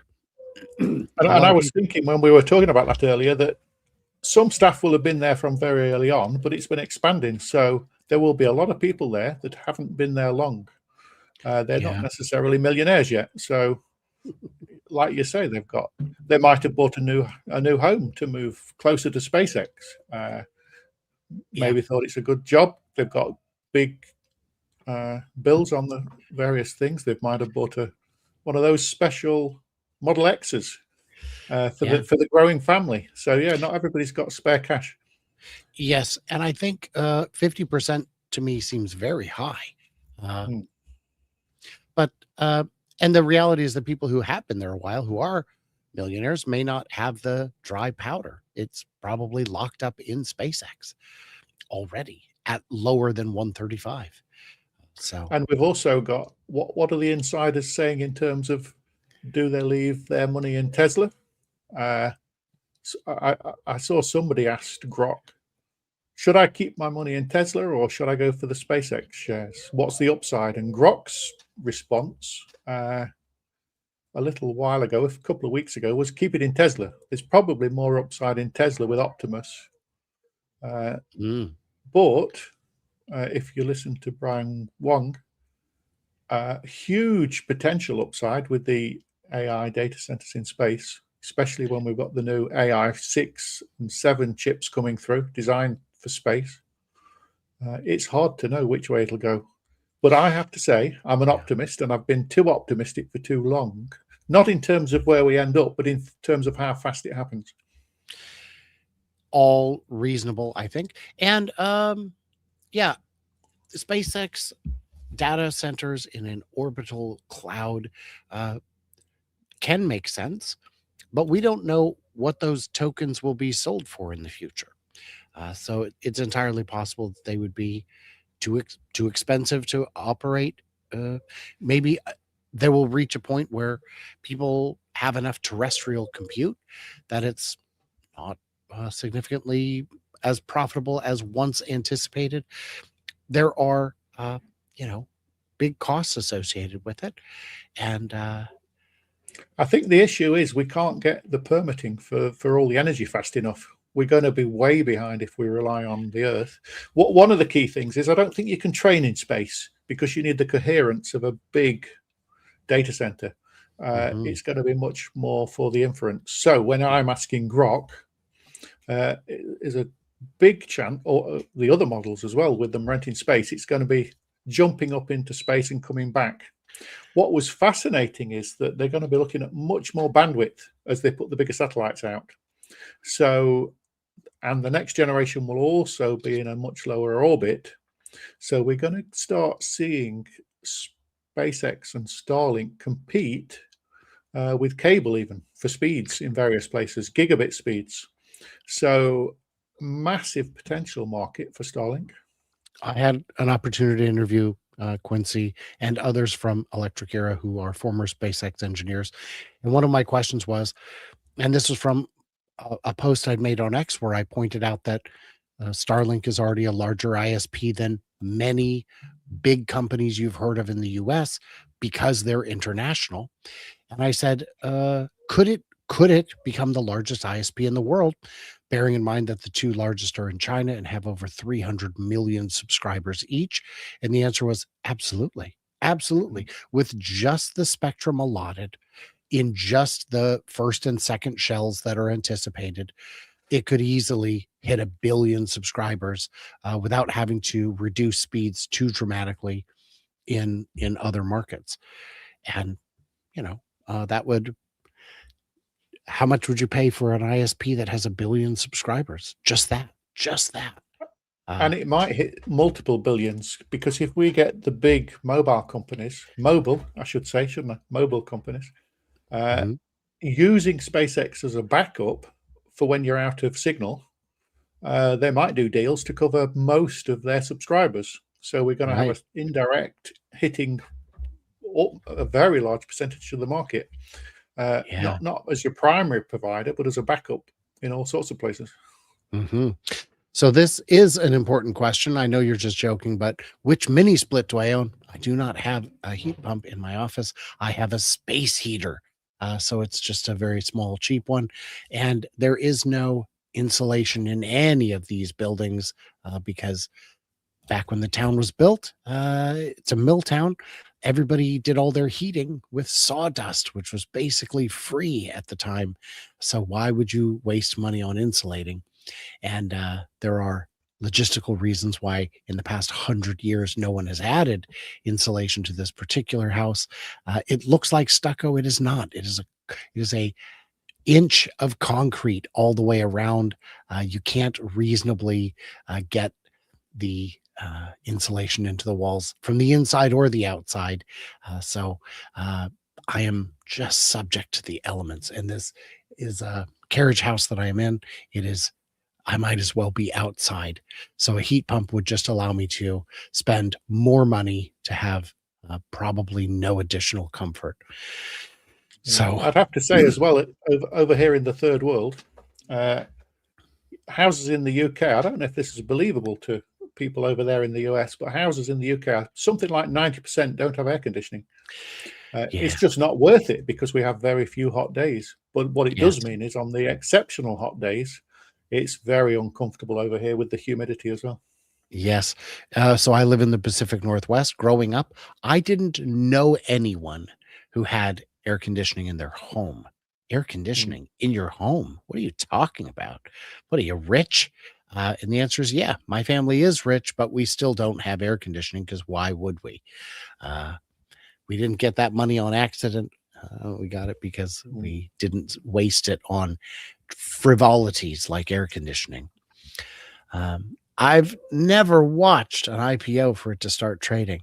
Yeah, me either. This is painful. I do know that Bear's Workshop was allowed to buy Lucid pre-IPO, do the allotment a few days before.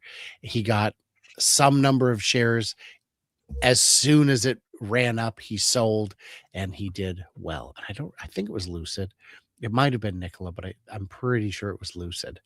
And so he is one of the very few people who actually made money. I have an article that I published, a video I published 3 or 4 years ago, probably 4 years ago now. Lucid insiders say the end is near. And periodically I'll get people popping up in the comments on that old video saying, boy, I bet you feel dumb now. I don't, because it wasn't me saying it. It was the Lucid insiders who were deeply fearful. And that was before they had the big financial commitment from the Saudi sovereign fund that has kept them alive. Had that not come, they would be done. If the Saudis pull the plug, they are done. And if you had invested on the day that video came out, you would be down 97%. So, no, I still feel pretty good about that video, despite it being one of the closest you can get to it being wrong. I And live I've in just had a yes. memory come back that 40 years ago, I actually did get involved in an IPO, kind of whatever they were called. Oh. Those that I was sponsored. I managed to get a little bit of money from Rolls-Royce as a student, and that made me Huh. count as staff. So I managed to get a few free shares or cheap shares 40 years ago. Wow. How'd that Long work out? time. I sold them straight away. I was a student. I needed the money. It wasn't a Oh, lot of money, but it was a little bit that I managed to get cheap, made a small amount of money. So actually, I've done this before a very, very yeah. long time ago. Well, so you can say that you have been doing it for 40 years. I have, yes. Just don't mention the gap. No. Yeah. I got a Medea Porta Split. Amazing little portable split air conditioner this year. Amazing device to get me through the summer. I should consider that for the summer because the summers do get a little unpleasant here in the office. For anyone tuning in from the greater world, I am trying to put together a visit to Ethiopia for December-ish because Ethiopia has a electrification story that may be the biggest and most exciting in the world. They've got all this hydropower, and they're sick of sending petrodollars outside the country. They banned the import of new internal combustion engine vehicles in 2024. So this is a story to check out if anyone has any thoughts or ways to suggest helping. What I'm thinking about doing is asking all my friends, all my viewers who may have a cajillion sky miles they don't intend to use, if they can maybe help me out by just booking the ticket. Because if I get the ticket booked, it's definitely happening. Here's a great question. Trading starts at 8:30 a.m. Pacific time. Maybe. Maybe. We heard other numbers that were other times that were before 8:17 a.m. Pacific that have not come to fruition. I'm refreshing my Chase account. I'm not seeing it in there. So it's yeah. I've shared there that somebody's done key insights from Gwyn's talking. Okay. No top number for Starlink satellites. That confused me. I thought she was talking Bitcoin for a second with the sats, but it's satellites, I presume. What does that mean? No top number? I presume it means No cap? they'll keep building while they need more, I guess.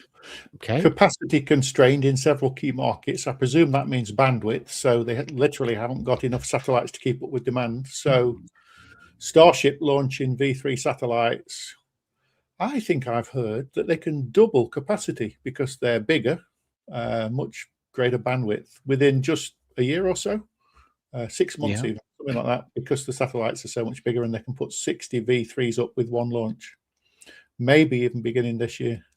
Flight 15 may go from Florida. Now that's interesting because this is a big debate, isn't it? We've got a lot of XAI staff, or a lot of the founders all leaving and gone other places. So lots of people were starting to say, will they give up on their own grok? But Elon's adamant they will not, and they'll keep the capacity they use for themselves. They won't rent it all out. There will be likely more mergers and acquisitions, particularly in AI. I would guess likely from Gwyn must mean they're in the pipeline. She wouldn't be saying it otherwise, would she? I agree with you. Elon, the best CEO now maybe ever. She might be biased, but I would tend to agree. Do we? That's a big claim, isn't it? 1 million people living on Mars by even out at 2040. That's a big claim. That's I'll take the opposite of that bet. I don't. So when do you think the first people will even live in any kind of station on Mars? even if it's a handful of people. I would say the most optimistic for even a handful is in that window, because there Yeah. are substantial challenges. Human meat vessels are very fragile. And obviously, we need to figure out how to keep the humans alive. And it's very tricky. It's very But what tricky. about how about we actually seed it? We can send Right. quite Start. a number of starships full of Optimus, full of the Yep. equipment to start mining, doing various other things. Yes. Build a lot of the infrastructure before people even get there, I All of guess. it. Build all of it. Yeah. Yes, Yeah. because that's the only way to do it. But it's 2026 and Optimus is behind schedule. But once you've got enough optimists that you could actually do this and they're capable enough, you still have to get them there with sufficient resources to get started. It's just a lot of moving pieces. Mm. So Uh, it's the volume you think kills it that's needed? no, it's all the piece. I think a lot of the technology required to keep humans safely alive for the journey uh, hasn't been developed. So we'll find out. But it would be pretty Is that fun to see a starship that it, is just a boring tunnel machine. so is it different in open space between here and Mars than it is for the low Earth orbit or the? So, not significantly, it's the duration that gets you. The longest a Okay. human has ever been in space is like just over a year or just about a year. And that had lasting, devastating effects on their health. Bone Hmm. density got very poor. So, it's a journey of years would be quite unprecedented. I'd like to see some big space stations spinning Yeah. in orbit, geostationary or a bit higher. These special places where between here and the moon that balance the Sure. The Lagrange gravity. points. That's the word, yeah, that I was learning just the other day. Because I guess if you can even keep 10, 20% of the gravity, that's going to remove some of the worst effects on health. Yeah. Yep. That will maintain muscle strength and heart strength Yeah. and of course you do have to also mitigate radiation. It's just a lot of moving pieces and we haven't seen Yeah. enough And, movement. And to get 1 million people anywhere is quite challenging. and just a couple of months ago, we've seen the shift, haven't we? That they've. I mean, I was saying this before. I couldn't work out why you go to the moon. It takes 6 months for that. You would think the moon base practice, build the technology, do everything you need on a journey that's what is it 6 days to the moon or so? I don't Something recall. like that, isn't it? I don't recall.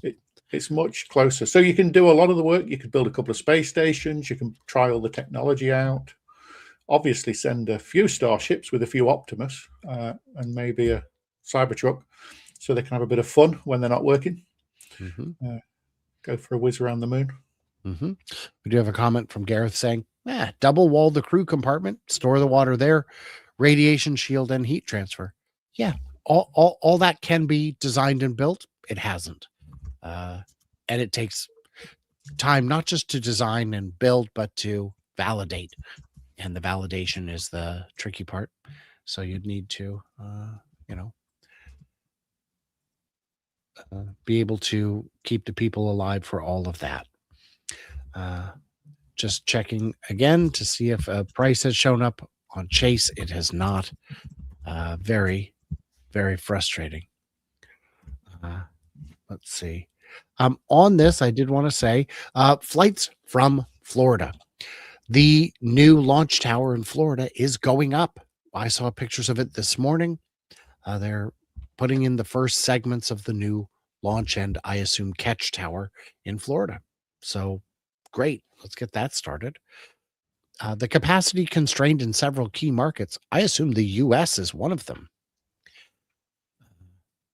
We did just get a comment from Mark saying 229 on Revolut UK. Yeah. Tesla getting close to 400 again. I'd looked at it earlier. There it is. 399.46 is what I'm seeing. It is above water for today, up 21 pennies. Which doesn't sound like much unless you bought in 2019, like many people did. And that, changes Bitcoin up dynamics. 4%. Oh, no, Bitcoin up 6% in the week. So you've got to wonder, is that some of the cash that didn't get SpaceX shares returning to Bitcoin? Who knows? I don't think they would have returned this quickly because it hasn't opened.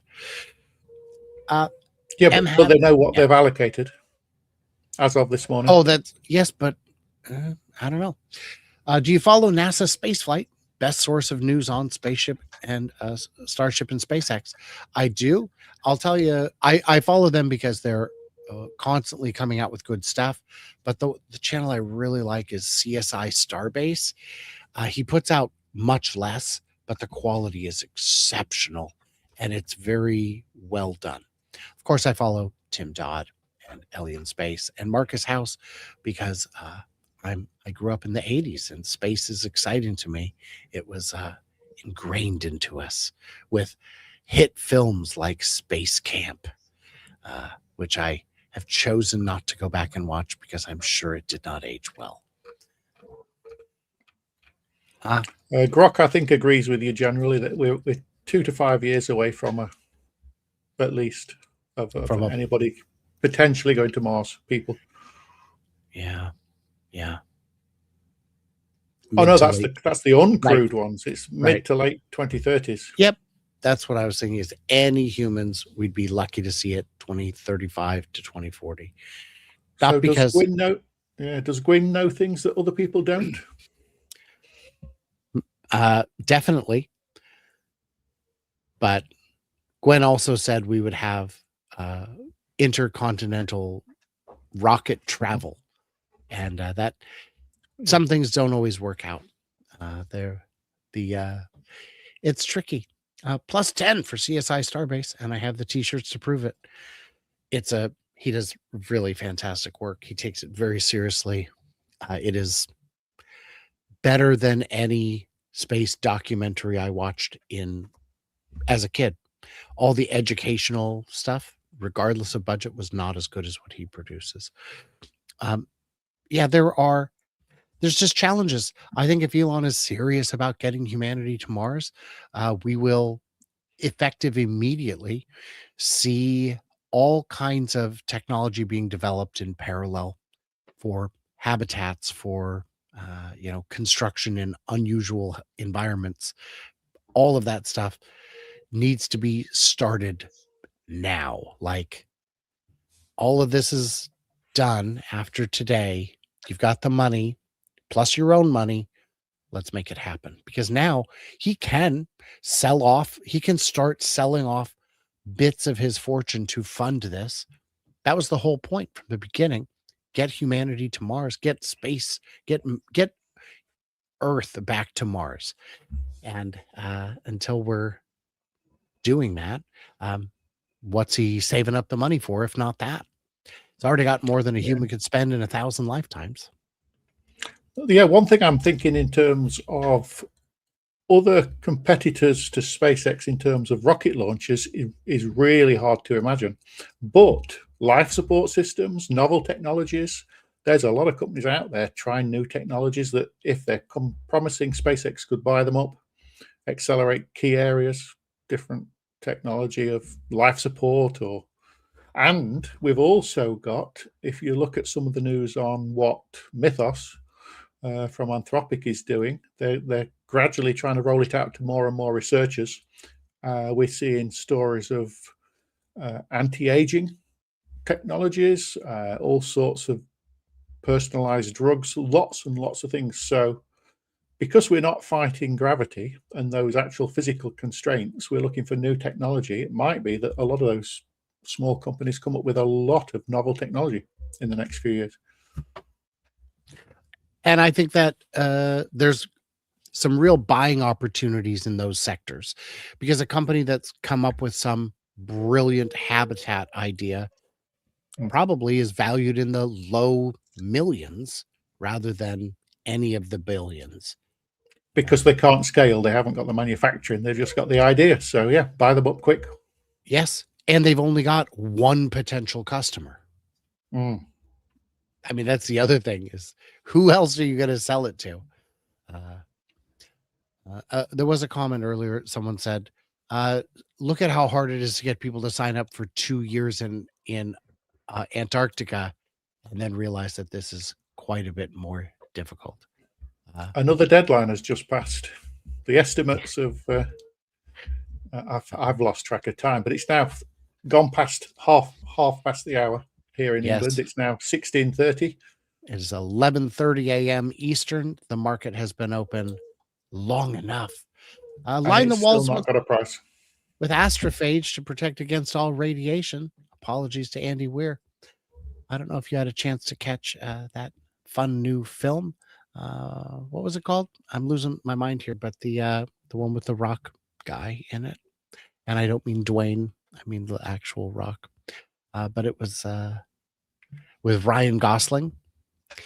It was great. It was a lot of fun. I enjoyed it. Did anyone really think it would happen on any time frame other than Elon time? Come on. I don't know. There are YouTube channels that take his timeline seriously, and he has hit timeline. His companies have hit timelines before. By the way, do you mean the Hulk?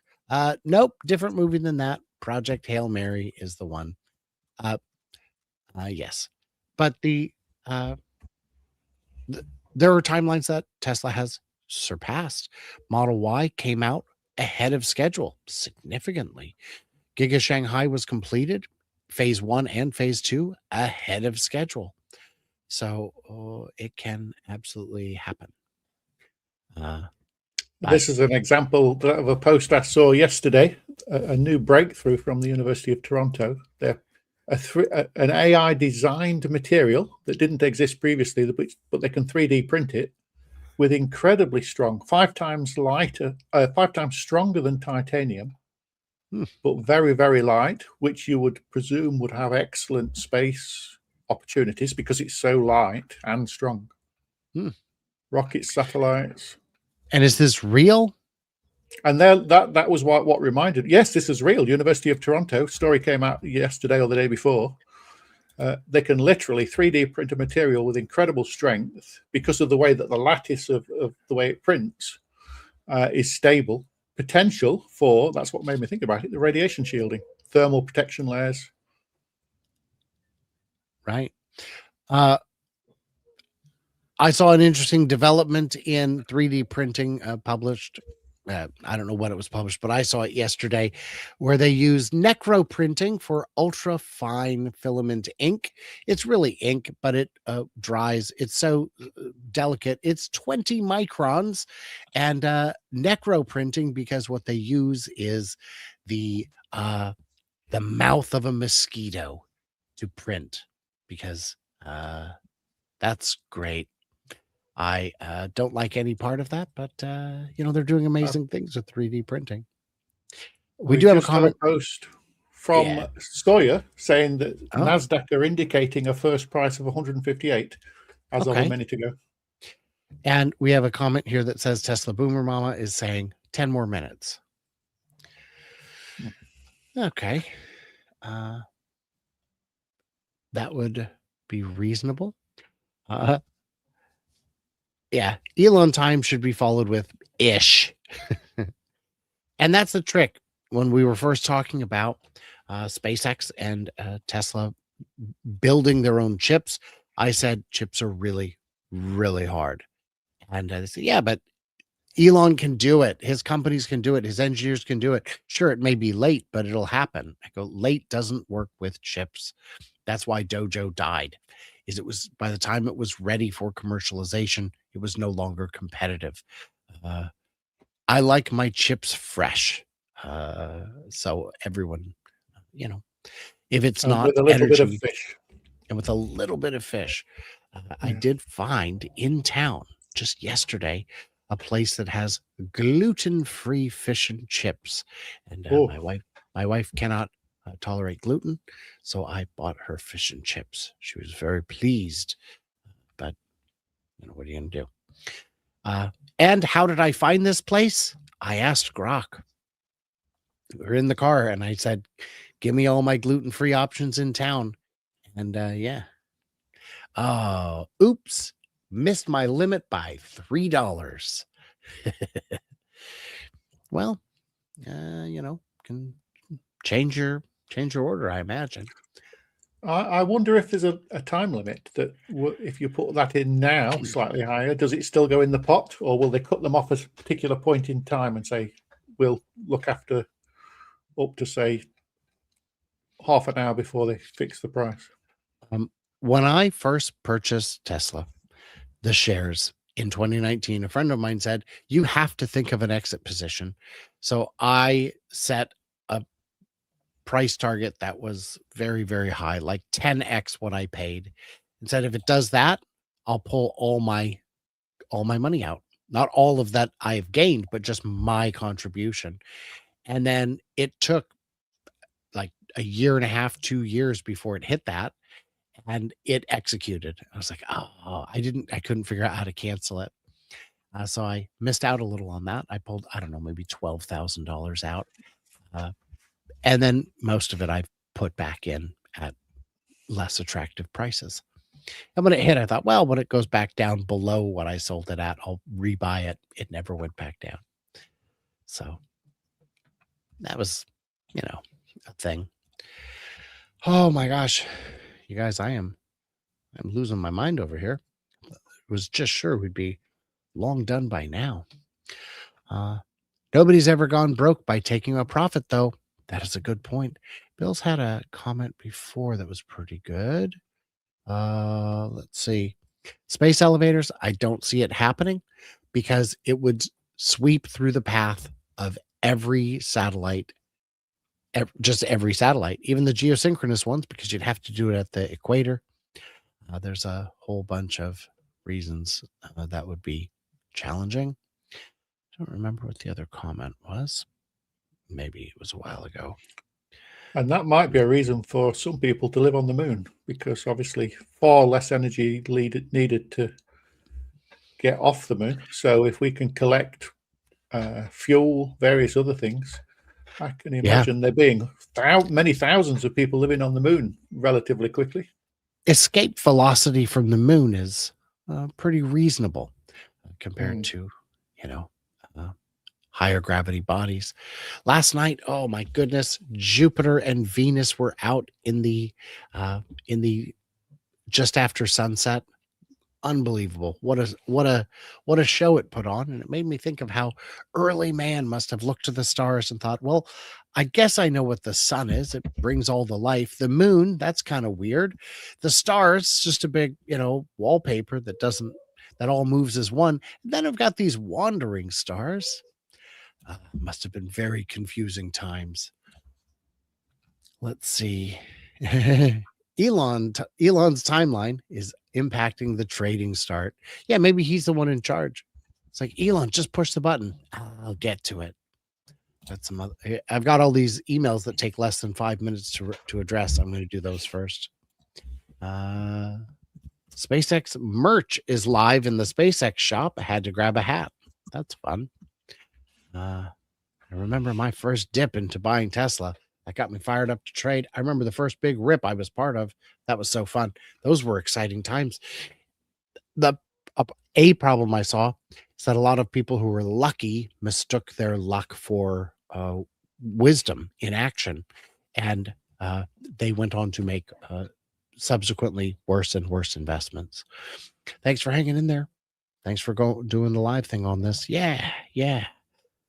Let's refresh this, see if there's any. Nope, Chase still not doing anything. And Grok is giving me a bit of a dampener that it's saying it might start trading and fairly immediately have a halt again if trading is too high with too much volatility. But that would be temporary, of course.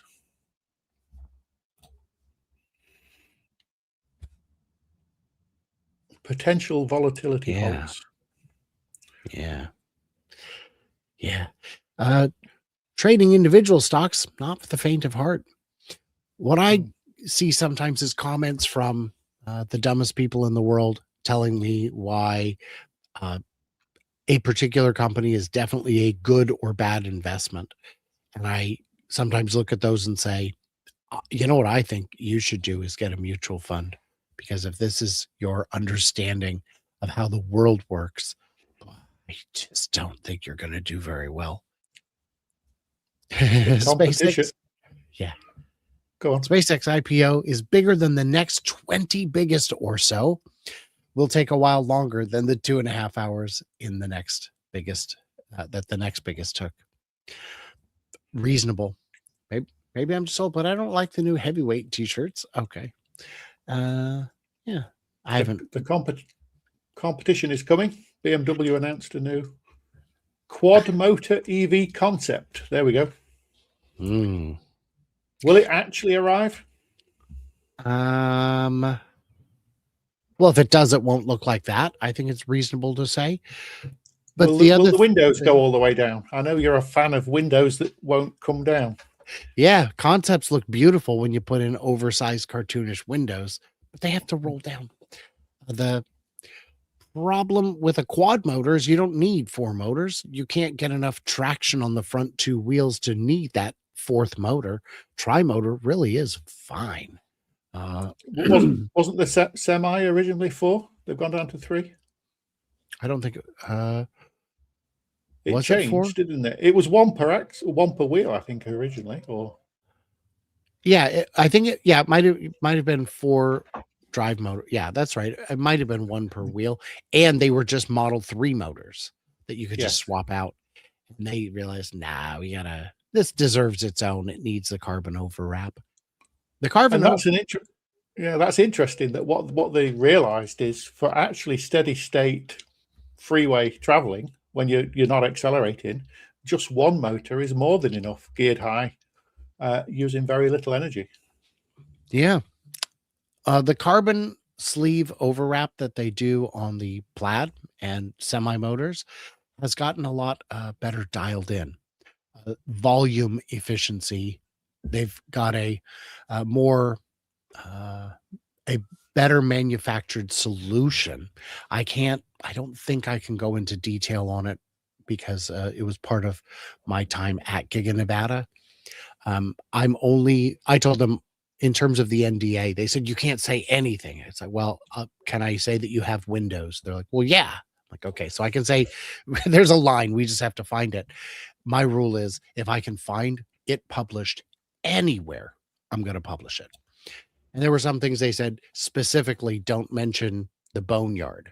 And I said, I bet I can find this boneyard in drone footage. Can I mention that? And they're like, well, I mean, we can't stop you. I'm like, well, it's public knowledge.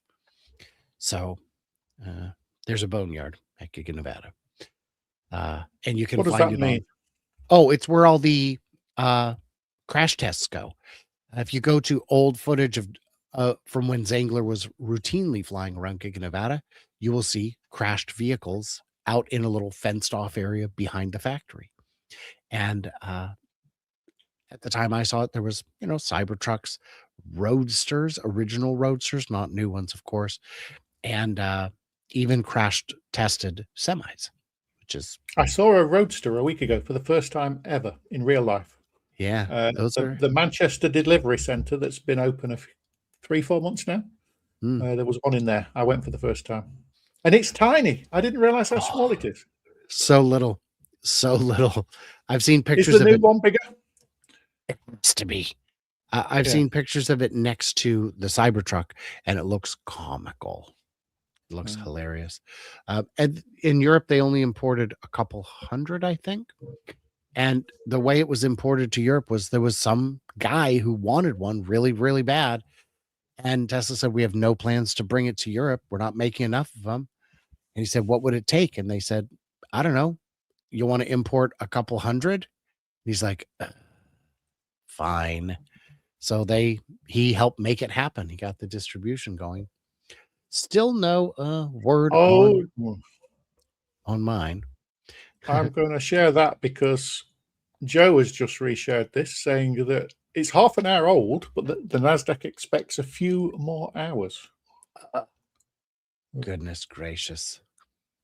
I don't We I can't. don't care for I don't that. think you can last another 3 or 4 hours. Can I you? don't But- think I can. I don't think I can.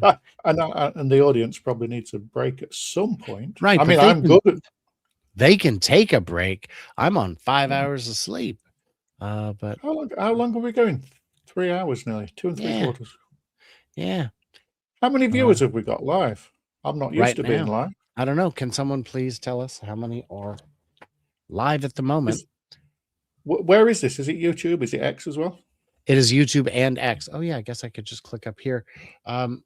Currently, it says 2,100 on X and about 400 on YouTube. Wow. 393, 387, yeah, and 2139 on X. So welcome everybody. Welcome. My question from before, I'll ask again. Where are you tuning in from? Let us know, because that's also interesting. And I'm going to open YouTube and just see if is anybody else crazy enough to cover all of this live all this time? definitely somebody for sure. So we've got Italy, we've got Florida, we've got Michigan. Who's that? Mithranos. We've got the UK. We've got Rockland, New York. Do you think a guy like me in my 40s is going to actually get to see Mars before I turn 85? I hope so. I don't know. I've made you both coffee, drinking it for you now. Appreciated. Got I've got some Wakefield, cold UK. coffee. Yeah. Got Santa Cruz. We've got Kitsap.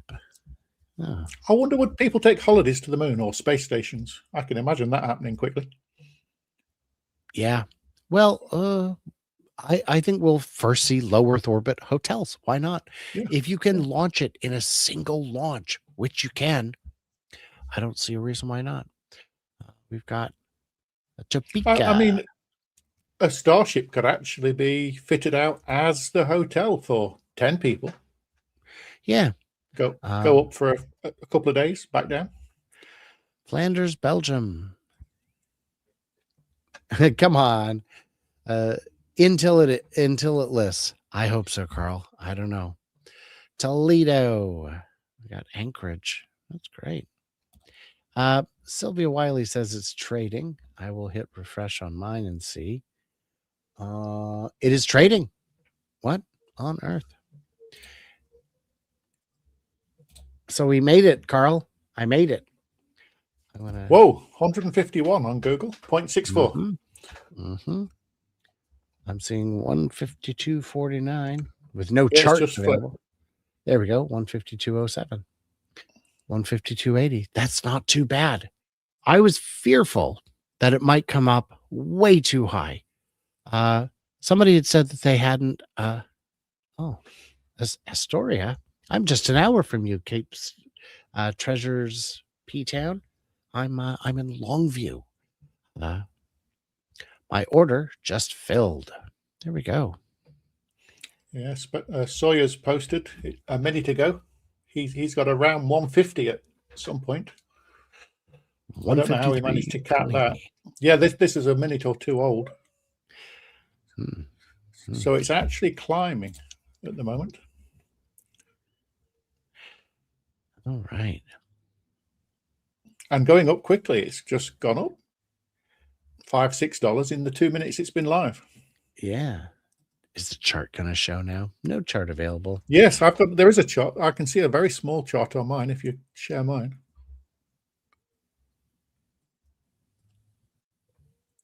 There's only a little bit of a line there, but it's done something. Look, it's moved. That makes sense. All right. Well, rest in peace, billionaire. If you really think you're. Oh, let's do that. Do what? It's not updated yet. Oh, on the Forbes. Forbes Still page. showing 980 billion. See, they want you to think it's live because that's more exciting. It's not live. Yeah. It's not live. Picked up 4 shares at 150. It will hit 5.99. Yeah, Oh, maybe. 159. Yeah. You need a break, I think. You deserve a break after that. 159. We appreciate you. We appreciate you, Brian, doing all this work. It's amazing work you do for everybody. It's a bit of work. It is a bit. Yeah. So Whoa, all of now you, it's here. all of you, 162. so the people who got early allotments, they're up $25. Is that right? 27 now. Yeah. Yeah. So if you got in on that, congratulations. But the volume is the key. Yeah. I think we're loud enough. I don't think that's what Ingo means. Let's see. Congratulations, everyone. My family has shares. 160 on the dot. Called it. You called it. Let's see. My limit order is 165. It is not filling. Ooh, that means they are still filling. Are we rich yet? Well, who's we? But no, I don't know. Got my one limit order single share at 150. Oh, my 170 hasn't filled. Huh. Slightly less poor is what we are. I placed an order, but it's not filled. It sounds like there's still a big queue to work through. Yeah. Yeah. So it's going to be enormous volume by the end of the day. And someone just pointed out that Tesla has dropped 1.89%, $7.54. It was doing fine, and then the rocket stuff went up for sale. So that's exciting. This is all exciting. Okay, share this tab. See if this is gonna. There we go. Now we've got a proper chart with the trend line and everything. 158.63. Is it gonna update for me? There we go. Okay, so I think that means it's time to revisit the poll. Share this tab. Here's the poll. We will close this momentarily because all of it looks like you guys predicted. Yeah, it might settle in the 135 to 170 30 minutes after opening. And if not, it does look like it would settle in the over 170. So we shall see. What time should we cap that? Probably whenever the show ends, because 3 hours is kind of a lot. You might as well stay. You won't sleep. That is true. That is true. But I could have, I could have my coffee and something to eat. Poor Rocket Lab, down 33% from 52-week high 2 weeks ago. I don't feel bad if you're just off your 52-week high, but 33% down is a lot. One big crazy thing is you want to know the best time to buy SpaceX. I don't know if there's ever an anomaly. I think that day or the next day's price would be artificially low. Maybe that's a buying opportunity. My Robinhood app is crashing.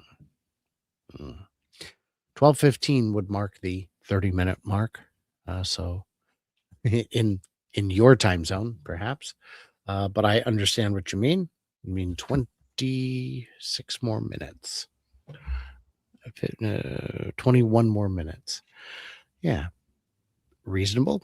I may deploy dry powder back to Tesla if it drops enough. I am up on Rocket Labs more than 3x. Leave a comment for John. Oh, yeah.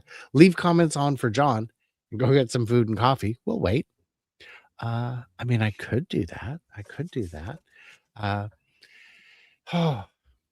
Will I be at X Takeover? Come on, Man Cave. I'll be there. Man Cave. I'm not going to say he's a crazy person, but I can say I've seen him drift a Cybertruck, and it was amazing and terrifying. Let's see. Same time zone as New York City, but I do get your point. So let's see here. By the way, I will be hosting an EV information booth at the Go Forth Festival in Longview, Washington, July 2nd through 4th, 3-day event. And when I announced the event, I was got a direct message from a potential special guest who will be there the 2nd and 3rd. David Moss will be joining us in the booth for at least part of those 2 days. He will probably be answering FSD questions rather than EV questions, because that's great. Wow. If I go to Cyberfest in November, I can ride in the truck while drifting. So I was on the fence. This may have just knocked me over the fence, because is it going to be at the same speedway, Mike? Let me know on that. I've got too many things on my calendar, and I keep saying I'm going to put fewer things on my calendar, and then I find more things on my calendar. So that's I don't know. You guys are trying to push me out here, aren't you? Get some food, coffee, croissant. I was looking at rumors or theories about Cursor, because we know that XAI, SpaceX did the deal with them. And the theory was that if it had not been for the IPO, they would have just announced they were buying them. They put together that 10 billion if we pull out, 60 billion to actually buy you. Was it in a year's time? But the theory was they would have just announced the purchase, but it would have messed the IPO up with such a big purchase. So we might hear news of that they've decided to actually formally buy them. Now the IPO is complete, or so what does Cursor do? Curse, obviously, but Cursor is probably the leading framework before Claude Code from Anthropic came out for software developers that want to sit and type and talk to their AI and have AI write the code for them inside it. It's a variation of VS Code that a huge number of programmers use as a code editor. But if you know what Claude Code is, that's Anthropic. And we've seen Grok Code in the last few weeks out in various, I think they're up to 0.2, they're calling it, version so far, while they develop it. So it's the harness that sits around the large language model, because it's actually fairly interesting. Even if you're sitting chatting to Grok, you're not talking directly to the large language model, because in a large language model, every time you send it a prompt, it only gets that one single piece of text that you feed to it. The harness is what wraps up the history, so that you can ask it, yeah, but what did you think about what I asked you 2 minutes ago? If you asked the LLM raw, it would have no idea what you asked it 2 minutes ago. So the harness is the intelligence that actually makes the LLM have a memory, know the context of what you're doing, all those kind of things. So Cursor was one of the earlier programming ones. But it's actually doing extremely well. It's got a huge number of customers. Some people still think it's the best. So that gives XAI a huge amount of data in terms of how people use it, what good looks like when you're programming, and therefore potentially gives them a chance to catch up programming-wise with Anthropic. The latest news I saw yesterday was OpenAI contemplating big price cuts to try and take customers from Anthropic, but they're still losing huge amounts of money. So more and more people are wondering, will OpenAI actually make it through to profitability or not? Well, we lose tremendous amounts of money, but we do it in incredible volume. That's not better. Yes. That's worse.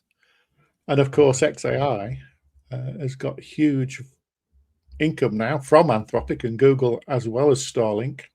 So they're sustainable already. So that's a very different business model.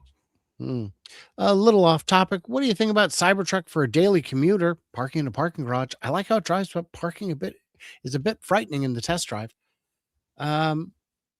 I've never heard anyone complain about the parking once they own it because they're not afraid of door dings. The turning radius is ridiculously good. And yeah, and you've got all the cameras and everything. So it should be able to make it easier than ever.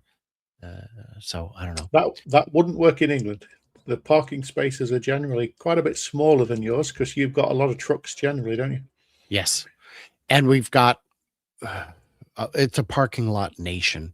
We went ahead and paved over it, the whole place. So, and if you ever wonder why our country sometimes seems cursed, it's because that's what happens when you build an entire country on an ancient Indian burial ground. So DRK got shares.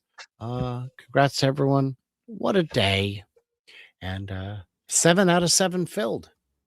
Congratulations on that. Cursor was based on Kimi 2.5. Using their skill with a model the size of Grok should make a huge difference. Yeah, that's Composer, which is their first attempt at their own model. If you're using Cursor, though, you can use all of the other models. You can connect it to any of them. So that's the separation of Cursor is the harness that sits around them, and you can talk to the models. But of course, what we've now got is, as they merge, Cursor might use their own model because that's accelerating. Now they've got access to XAI training. Maybe it merges with Grok completely. Who knows how that plays out? I've got a real chart on my screen now. If you swap to mine, All I've right. got wiggles and everything. Because the question I have for some folks is, I got 8 out of 8 on Robinhood. Yippee. Did you get them at 135? Because if you did, that's exciting. And if you didn't, that's less exciting. Yeah, that's a better chart than what I was looking at. But it looks like the wisdom of the masses may be correct. What did we say it was? 15 after is the cutoff for a half hour, something like that. Because we've got a poll going. The poll is, what will the stock be at? I think we'll just go ahead and end the poll now. Let me just do this because it doesn't make sense to run the poll when there's 3 seconds left on it. But we've got this. What's the value going to be a half hour after opening? And that's some really terrible. There we go. 46% guessed 135 to 170. That's the range we're in. With the second most popular answer being 170 plus, which we could see in the next few minutes. I will end the poll. Is John on X? Yes, it is. His name, which you see there, is at Jon Twigge, with no space in the middle, all one word. Is that right, John? That's right. Yeah. So he is on So, on there. Cerny's talking about a company that bought SpaceX in the early days. Okay. That company, EchoStar, is worth 33 billion officially, but the SpaceX shares that they own are now worth 43 billion. So something's a little out of sync there. I mean, if Toyota had not sold their stake in Tesla, it would be sufficiently large that they probably wouldn't even need to make cars anymore, which is good because at the rate they're going, they won't be. You should probably make some EVs if you wish to sell in countries outside the US. So we'll see how that goes. Tesla stock crashes while SpaceX and investors, Google, Waymo stock price rises. So let's see. We're down $11. We're down 2.77%. That's not a crash. That is not what a crash is. But I don't know. It's the English major in me talking. Words have meanings. Some words mean more to me than others. Cheers, Gareth. That means the most. It's like when you get up at a funeral and you just say plethora and the family says thanks. That means a lot. And believe me, I've got buckets of those jokes. The niece gets up and says, not dying. It's like, oh, thank you. That's what she would have wanted. you know, uh, but, you know, not everyone gets to plan their own funeral like my mom did, which is why she subjected us to a bagpiper in a church that I can only describe as much too small for a bagpipe. And I don't dislike bagpipes, but what I would say is if I had a suggestion, a second song, maybe the bagpipe industry could come up with a second song. And no, Amazing Grace doesn't count. That's a cover. So that and that one song, I don't know the name of it. I don't have to know the name of it. It's the song on bagpipe. EchoStar owns 261 million shares of SpaceX. What an opportunity. My gosh. Isn't that the company from whom SpaceX purchased a bunch of Spectrum? I think it is. I think they had Spectrum that SpaceX wanted. They bought it with stock. What an investment. Wow. Danny Boy, Danny Boy, I really think that's a cover. I don't think it was was it originally a Piper song? Or is that the name of the one song? Total cash on hand for SpaceX is about to change. It might increase a little bit. Yeah. Thanks to, you jokers out there buying it all up. Oh, we've got 2 new followers. So that's presumably a couple of people watching this for me. Thank you. Oh.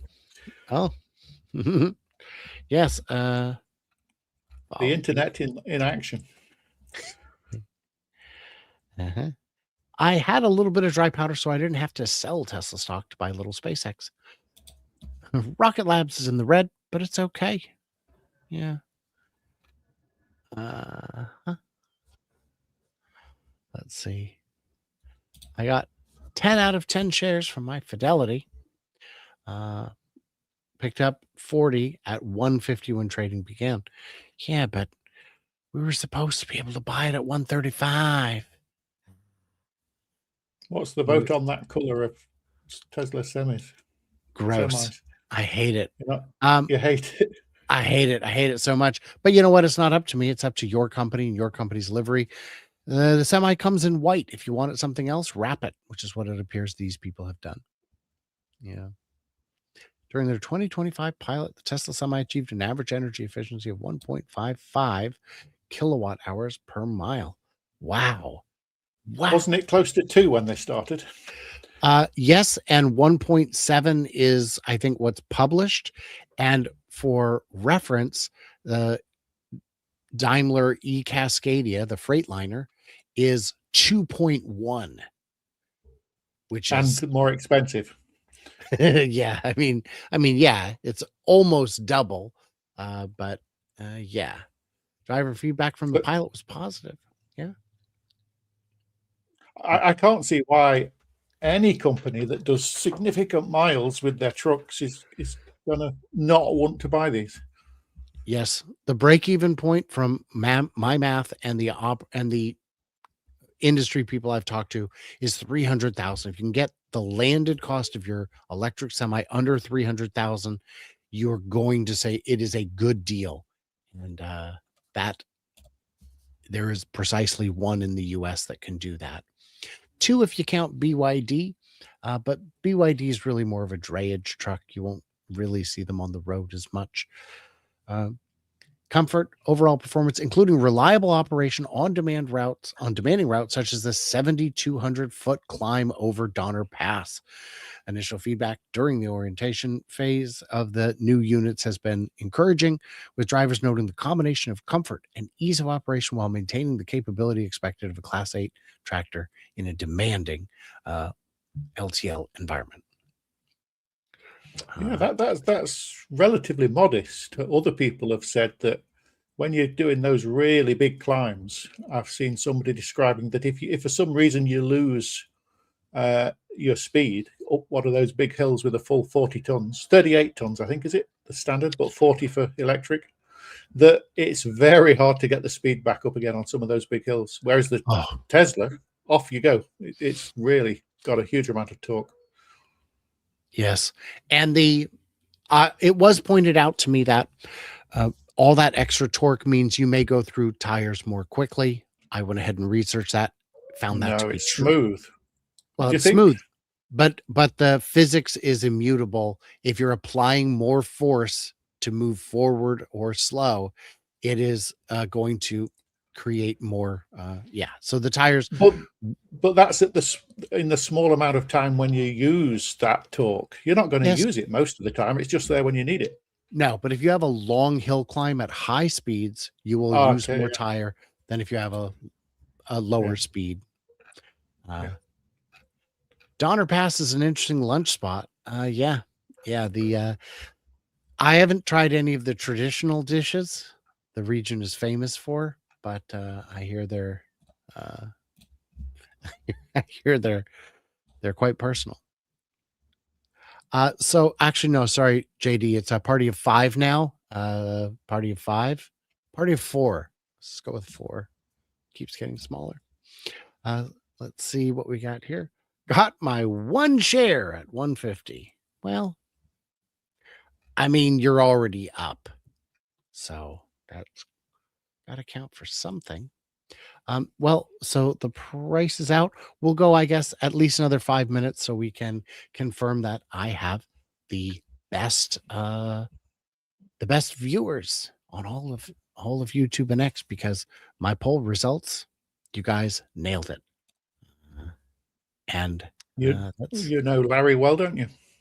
I Larry do. Goldberg. Yes. He got an incredible 0.37% of his allocation he was looking for.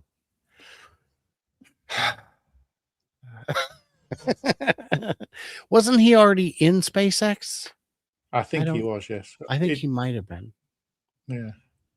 Yeah. So hey from Sparks, it'll be interesting to see how they climb Donner Pass in the winter. I mean, Tesla semis have been running over Donner Pass for years, for at least 5 years. They do deliveries between Giga Nevada and Tesla's Fremont factory. So I don't know, just like any other truck, I suppose. Chain it when you need to, don't when you don't. When will I see one in England, do you think? It is Will my they make them in? Will they make them in Berlin? Yes.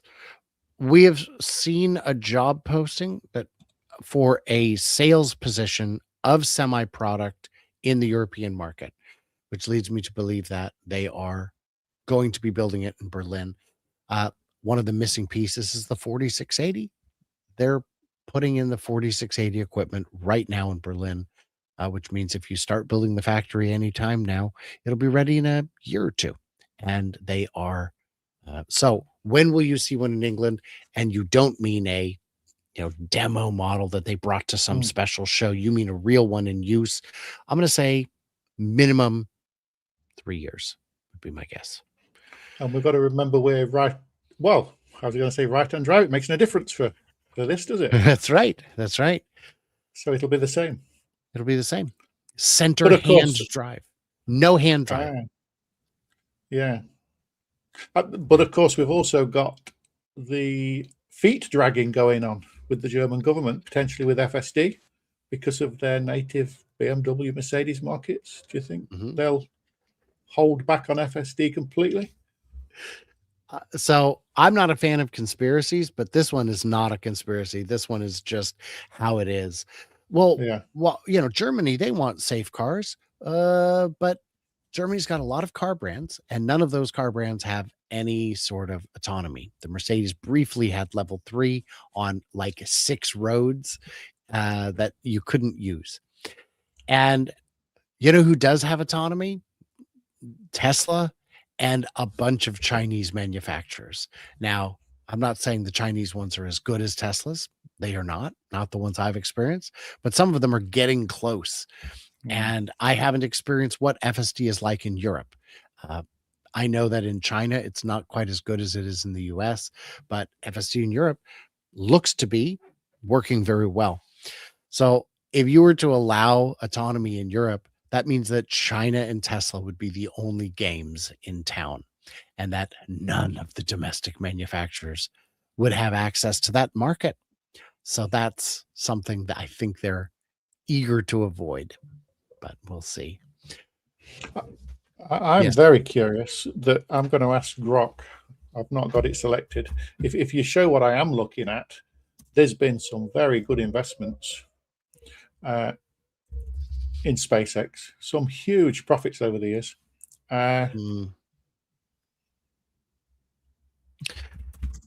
So as a reminder, in about 2 minutes, the poll was, hey, half hour after opening, what's the stock going to be at? And you clever robots said it would be in the 135 to 170 range. And it looks like you will be correct. And if you are not, it looks like it is because almost as many people said over 170. We're so close to 170. I can say with confidence that 91% of my viewers have a very good idea what's going on. I am quite pleased with that. There was a question about volume, and the answer is over 200 million shares. So that's quite good. According to, yes, go ahead. I'm glad I asked Grok about FSD because it's saying that the countries that approve it independently would probably maintain access. They wouldn't lose it. So that is very good news. That was worrying. Yeah. So if it's not approved EU wide, it wouldn't be rolled back in Belgium, In the others. Estonia, Lithuania, Yes. and Denmark. Yeah, there's five now, I think, isn't there? Mhm. Sweden. Because I saw a story yesterday saying it might actually unroll those. So that means that even if Germany votes against it and manages to block it, the competition from trucks in countries around them that do approve it, when they get FSD, is going to be massive. Their own industry is just going to totally lose competitive. I mean, because if you look at the cost of the EV with the regenerative braking and the massive amount of fuels they use, plus losing the driver, no, that's crazy to fight against it. They can't stop it. It's crazy. It is crazy indeed. Well, we are past the noon 15 Eastern, which means that the poll window closed. You guys were correct. In the 135 to 170 range. And to those of you who are just about as close on the vote, you were only off by $5. So that's quite good. Guys, Zangler posted a video. I'm going to go watch that. Go for it. Yeah. What, John? I think you should, if you were thinking of closing, I think you should close on the price. It's rising again. We're up to 167, $32 up. I'm going to refresh just to see if the chart looks any prettier. It really doesn't look any prettier. It's just lazy graphics is what it is. But 166 was 87. I think that's as good a place as any to end it. If you found this video helpful, please subscribe. Subscribe if you can. There's a number of ways to support the channel on YouTube as a channel member, on X as a subscriber, on Patreon as a supporter. All of that will be in the description at some point, but it's all over my channel. It's in the description of all the videos. Every bit helps. I'm trying to go to Ethiopia to see their electrification story in December. It's going to be tricky, but I'm trying to make it work. So guys, what did I miss? What did I misunderstand? Leave it. I beg of you. Guys, huge thanks to John for joining us. He doesn't have to do this. He does it because I asked nicely. And I thought I did. Sorry. He thought you had to. He thought, wait, this wasn't mandatory? Okay. Thank you. Well, thank you then, Brian. I appreciate it. Yeah. Yeah. And we had a lot of fun. And to everybody out there, if you're catching this on the replay, you have to let me know. Everyone else, stay tuned, stay juicy. And I cannot wait to hear from you, clever robots on Mars.